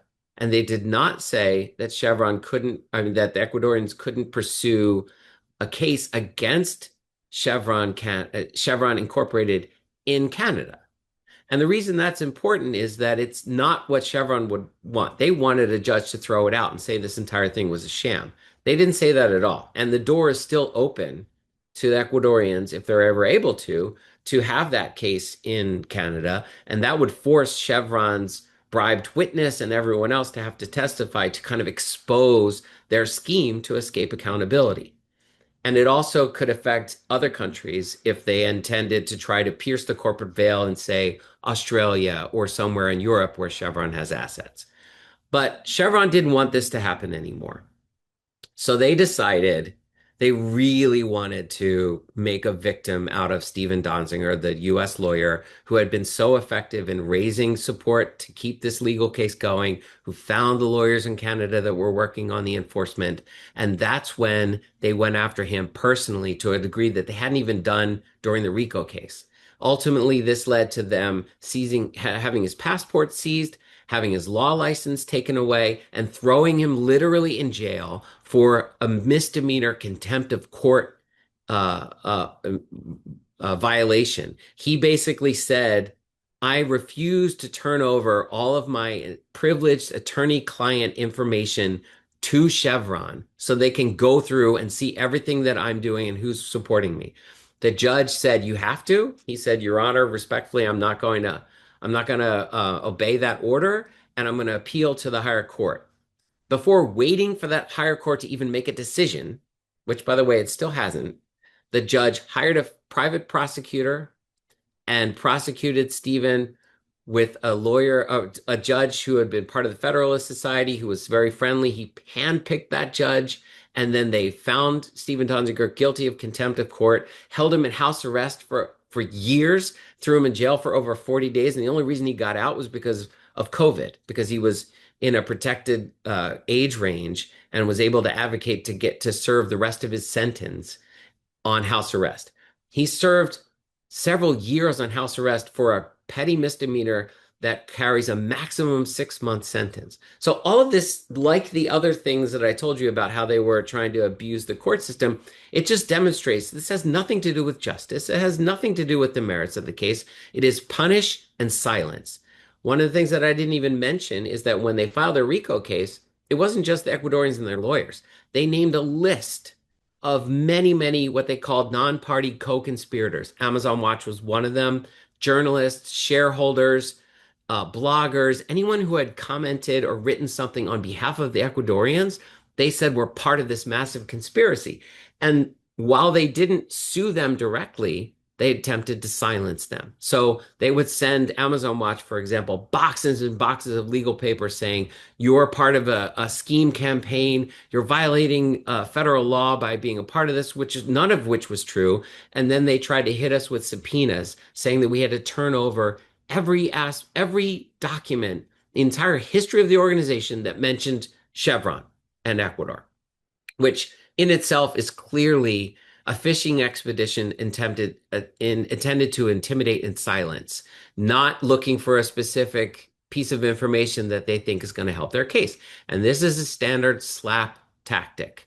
And Chevron's case, that's why this case in Ecuador is such an extreme and important example of corporate slap attacks against environmental justice advocates, human rights advocates, and people working for corporate accountability. Because by receiving these, Amazon Watch had to go get lawyers. We fortunately had friends at Earth Rights International. They defended us. We spent better part of a year fighting these subpoenas just to prevent them from getting access to the information.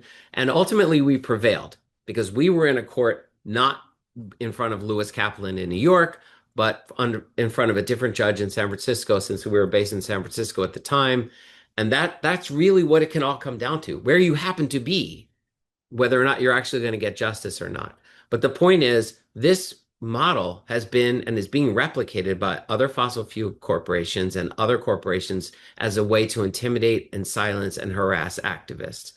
The legacy of destruction in Ecuador by deliberately poisoning, polluting, and never paying, violating local laws, taking your assets and moving them, intimidating lawyers, slap attacks against them, silencing activists, and then just lying and saying that you don't owe billions of dollars to communities has been replicated by Chevron and other oil companies around the globe.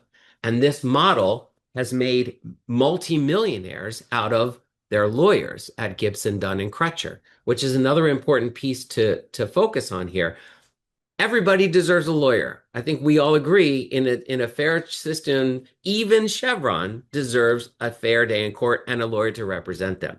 And those lawyers shouldn't be attacked just because they're doing their job of taking a case where a client has hired them. However, when those lawyers, like Gibson Dunn, flout and promise to abuse the system in order to silence and take away the cases against corporations, not based on the merit, but just by their might of being able to threaten and intimidate, and they use that as a strategy, they should be called out, and that should not be permitted. And this is one of the things that is happening over and over again. This same law firm, Gibson Dunn, is the same one that just sued Greenpeace in North Dakota for energy transfer to come up with a $300 million judgment against them for Standing Rock. A complete baseless case. But we see how it's replicated over and over again. Same lawyers, same companies, same process. And they are at risk of destroying Greenpeace. And this is an existential crisis. They can't afford to pay this. That's what they would like to do to all of those who are speaking out against them. And so that's why we come kind of to the California side of things. And I think I still have a good 5 minutes. So I do want to make that connection here because there are some very current day ties between what's happened there and what's happening in California now. So Ecuador continues to drill for oil in the same area and even farther where Chevron was. Chevron no longer operates there because, again, they took out their assets in the 1990s. But most of that oil is coming to California. Chevron has two major refineries, one El Segundo in LA and then here in Richmond. I'm in Oakland, so it's just down the road from Richmond. And that's where actually we met, right at the protest at the Richmond refinery. They're still refining crude from the Amazon, and they're still profiting off of it while they refuse to pay to clean up the mess that they intentionally created. And it's not just Chevron, but obviously there are a lot of other refineries here and in Southern California. Most of that oil is violating indigenous rights. All of it is contributing to climate destruction. And it's coming from one of the most ecologically sensitive parts of the world in the Amazon rainforest. All of it should be stopped. But instead, Ecuador is trying to expand. They want to drill farther south. They want to violate the rights of 7 more indigenous nationalities that control that territory, who are trying to keep them out. And they want to export that oil to California so that Chevron can refine it and sell it and make a profit off of it. Another important point is that the refineries in California are refining and producing much more fuel than California itself uses. The state's consumption has been going down year after year after year. So it's not about meeting the needs of the California. A lot of it is being exported to other states, turned into fuel for airlines. It is not about how do we manage our decline and still use what we need before we move to off of a fossil fuel economy. It's about profit for these corporations, which I think we all understand is their primary motive. And everything I've said about Chevron up to now shows you that that's really all they care about, the bottom line, no matter whose throat they have to cut to get to it. But California being, relatively a climate leader, obviously there are major problems still. The California State Senate voted unanimously on a resolution last year to investigate the importation of crude from the Amazon and how the state can get off of this crude. Obviously, Chevron doesn't want that to happen. Certainly, Ecuador's government doesn't want that to happen. Their current president is very friendly with Trump. He looks at what he's doing in Venezuela. Chevron is already there. They want to expand that. California is pushing back hard. So Amazon Watch is working in coordination with indigenous communities from the Ecuadorian Amazon and frontline communities in California to say we need a phase out everywhere. Not importing crude from the Amazon does not mean drilling more in Kern County or anywhere else in California. It means reducing the amount of oil that is coming in to be refined, period. And so we're going to be working hand in hand with frontline communities, organizations like Asian Pacific Environmental Network, Communities for a Better Environment, et cetera, with indigenous leaders from the Amazon to push California to actually vote to make a change. And this crude is very dirty. It's very heavy. It contributes to more pollution when it's refined. It obviously is devastating when it's drilled, and we've seen the consequence from Chevron. So it's really important that everyone understand the complete legacy of this drilling and what it means. Now, the Venezuelan oil is going to the Gulf. And again, it is very heavy crude. It is going to contribute to more pollution and is going to harm frontline communities in Mississippi and in the entire corridor where it's refined in the Gulf, just like the Ecuadorian oil it coming to California does to folks in Oakland and in LA. And that's why we're trying to coordinate efforts and make sure that Chevron is exposed for the bad actor that it is in both countries, and that we put pressure on them to stop. This today or yesterday, Amazon Watch launched an action with our friends at Rainforest Action Network. If you go to amazonwatch.org and you click on Take Action, you should see it right there. It is asking people to write directly to their members of Congress to investigate and hold Chevron accountable for not paying to clean up the Ecuadorian waste, but also investigate more what it's doing in Venezuela and how this can be stopped. So it's really important that we continue to build momentum there. There is also, as I'm sure many of you know, an international boycott campaign against Chevron for its complicity in genocide in Israel and in Gaza, because they have continued to operate gas operations off the coast of Palestine and profit off of that destruction, and which fuels, of course, the Israeli war machine. So there's been a big campaign to boycott them. Add to that what's happening in Venezuela, their participation and support for an illegal invasion and kidnapping of the Venezuelan president, and the exportation of oil to benefit U.S. oil companies. So, obviously there are multiple reasons, and I've pointed out with the big report, for Chevron to be a target, but there are a lot of compelling reasons that Chevron is kind of the poster child for everything that is wrong with the fossil fuel industry and why it is so destructive, not just to the environment, but to the rights of free speech and activism and organizing in the United States. It is a direct threat to all of our abilities to fight back against corporate abuse, whether it be from fossil fuels or any other cause, because they're so invested in suppressing the rights for people to fight back. Indigenous people, frontline communities, activists, anyone who would speak out against them.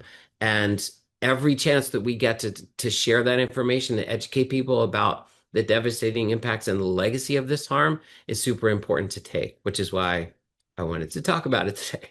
And I know that was a lot that I just fired at you in 30 minutes, and there were multiple aspects of this case. There's one last piece I really want to share with you, even though I've gone over my 30 minutes. One of the other things that Chevron has tried to do is use a very pro-corporate abusive system called the Investor State Dispute Settlement System, ISDS, which is how wealthy corporations pressure smaller countries to bend to their will. They took a case before this panel, which is under the auspices of The Hague. 3 paid arbiters, some of them former corporate lawyers, determined that Chevron should have been protected by the government of Ecuador from its own population suing them in that civil case, the one that they won a $9.5 billion judgment. And they were just issued an award of $220 million. So essentially, they've said, Ecuador, you need to pay Chevron $220 million for putting them through the civil lawsuit that held them accountable for deliberately poisoning the Amazon. So that means Ecuadorian taxpayers would pay Chevron for the right to be poisoned by them. And up to now, the government of Ecuador hasn't paid. The current president has said he will pay. Ultimately, Chevron wanted $3 billion, and it was whittled down further and further to 220 million. They're still fighting over that 220 million, but obviously not a penny should ever be paid to Chevron. And if any of that money is going to be given to Chevron, it should be redirected directly to the communities affected by its operations. So we also have a campaign to push Ecuador not to pay it, and to get the US government, the friendly members of Congress, for example, who care about these issues, to also pressure Ecuador's government to not pay that $220 million, because again, it would be another horrific precedent in a long line of precedents against justice in this case. And it's something that Ecuador cannot afford to do. So with that, I'll kind of pause. And if you want me to wait around for questions after we go back to questions from David, I'd be happy to, because I know you just sat through another 30 minutes waiting for questions for yours. Thank you. No, I was listening to yours too. I was happy to be listening. However you want, David, let's just ask, how can you raise your hands if you have questions? And depending on, I guess you can answer that question right now, and then Sure. we'll see if David has any questions. It is comparable to tar sands, but some of that tar sands oil is even heavier. Of course, obviously, none of it should be drilled and shipped to be refined here in California. We're opposing all of that. As far as Newsom goes, obviously, yeah, he has just approved expanding oil drilling in Kern County. So, this is a politician. Obviously, he's done some good things, and he's going to do a lot of bad things on his road to trying to get the nomination for president as a Democrat. He has been apologetic and supporting in some ways the fossil fuel industry, while at the same time positioning himself as someone who's challenging them because California did go ahead and sue the fossil fuel industry. So it's definitely a bit of whatever is the most politically pragmatic at the time. Fortunately, there are a lot of actual climate leaders in the California government who believe in holding these corporations accountable and want to end this oil drilling. We're working with Senator Josh Becker, who is from Silicon Valley or represents Silicon Valley.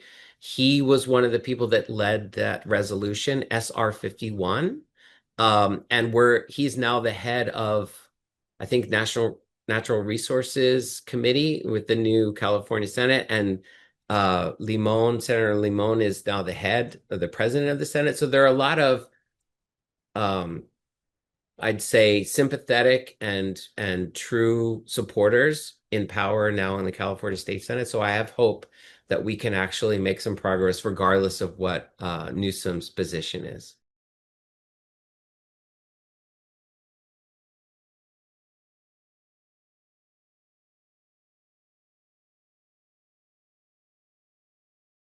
I don't see any other questions. Am I missing anything? I was just going to look. I don't see any. Oh, there's one. Jack has his hand raised. Go ahead, Jack. David, I liked your phrase, show them the trick. And I was just wondering if you had any more tricks up your sleeve to explain that. How, because that is really it. It's like so many working class white people still buy that Jim Crow line, that white supremacist and, racist, etc. So I was just wondering, anything you can do to elaborate on that would be really helpful. Yeah. Well, I think a part of it is like obviously showing people, like there are communities of people who explicitly think and have explicitly internalized propaganda that like immigrants are taking their jobs and are the cause of their economic hardship. I also think just the concept of show them the trick can be broader in the sense that like, all people who have some form of privilege or who are not target groups, even if we're not actively buying into these forms of bias that we are peddled, right? Just seeing how like our activism, even like my activism, right, becomes so much more powerful when I really see like immigration justice as central to my own well-being as well, and my ability to, build like our capacity to build social movements that can deliver security for my children and grandchildren as well.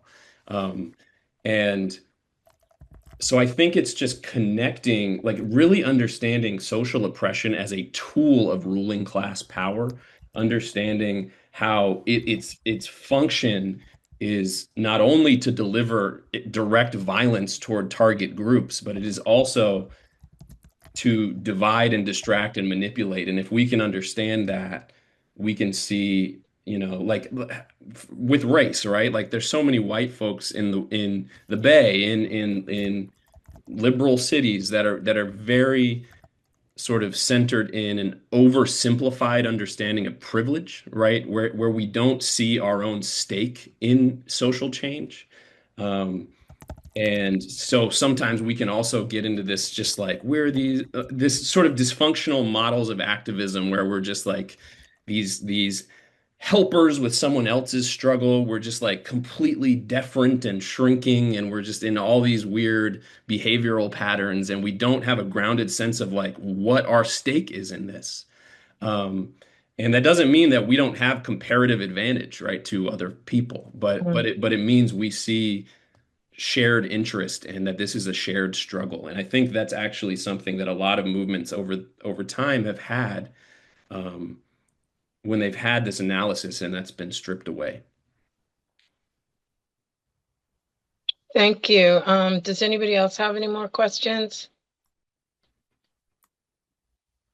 If not, I just want to thank you, David, Paul, Karina, and Elizabeth for being here. We had a little bit of a shaky start back on January 16th and this morning, but we did it, and this was amazing. And James, actually. I forgot to thank James, I think. But This was really great. The recording, we hopefully will still have it after we end this meeting, that because they hijacked our last climate and global indigenous leadership. And Paul, if you want to send me the names of those books, I was Googling, I went to YouTube and got the Donnie Rico. I only got 5 of them though. There's 5 or there's 7? Yeah, there's 5. There's 5. Oh, That's okay, right. great. Yeah. Yeah, so I have all those and I'll send out those links with the recording. And David, if you want to share your slides, I'll send that out too. And I just wanted to thank you all again.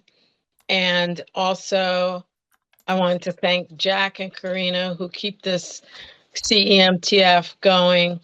And we're going to have climate and agroecology on March 20th. And on April 19th, we're going to have a bio blitz. It's on a Sunday and it's going to be from 10 to 1. I probably might not be able to make it there because I'm going to go to Barcelona to hear Armando's presentation, hopefully. My son, and who's getting his graduate degree in degrowth and environmental policy, I believe.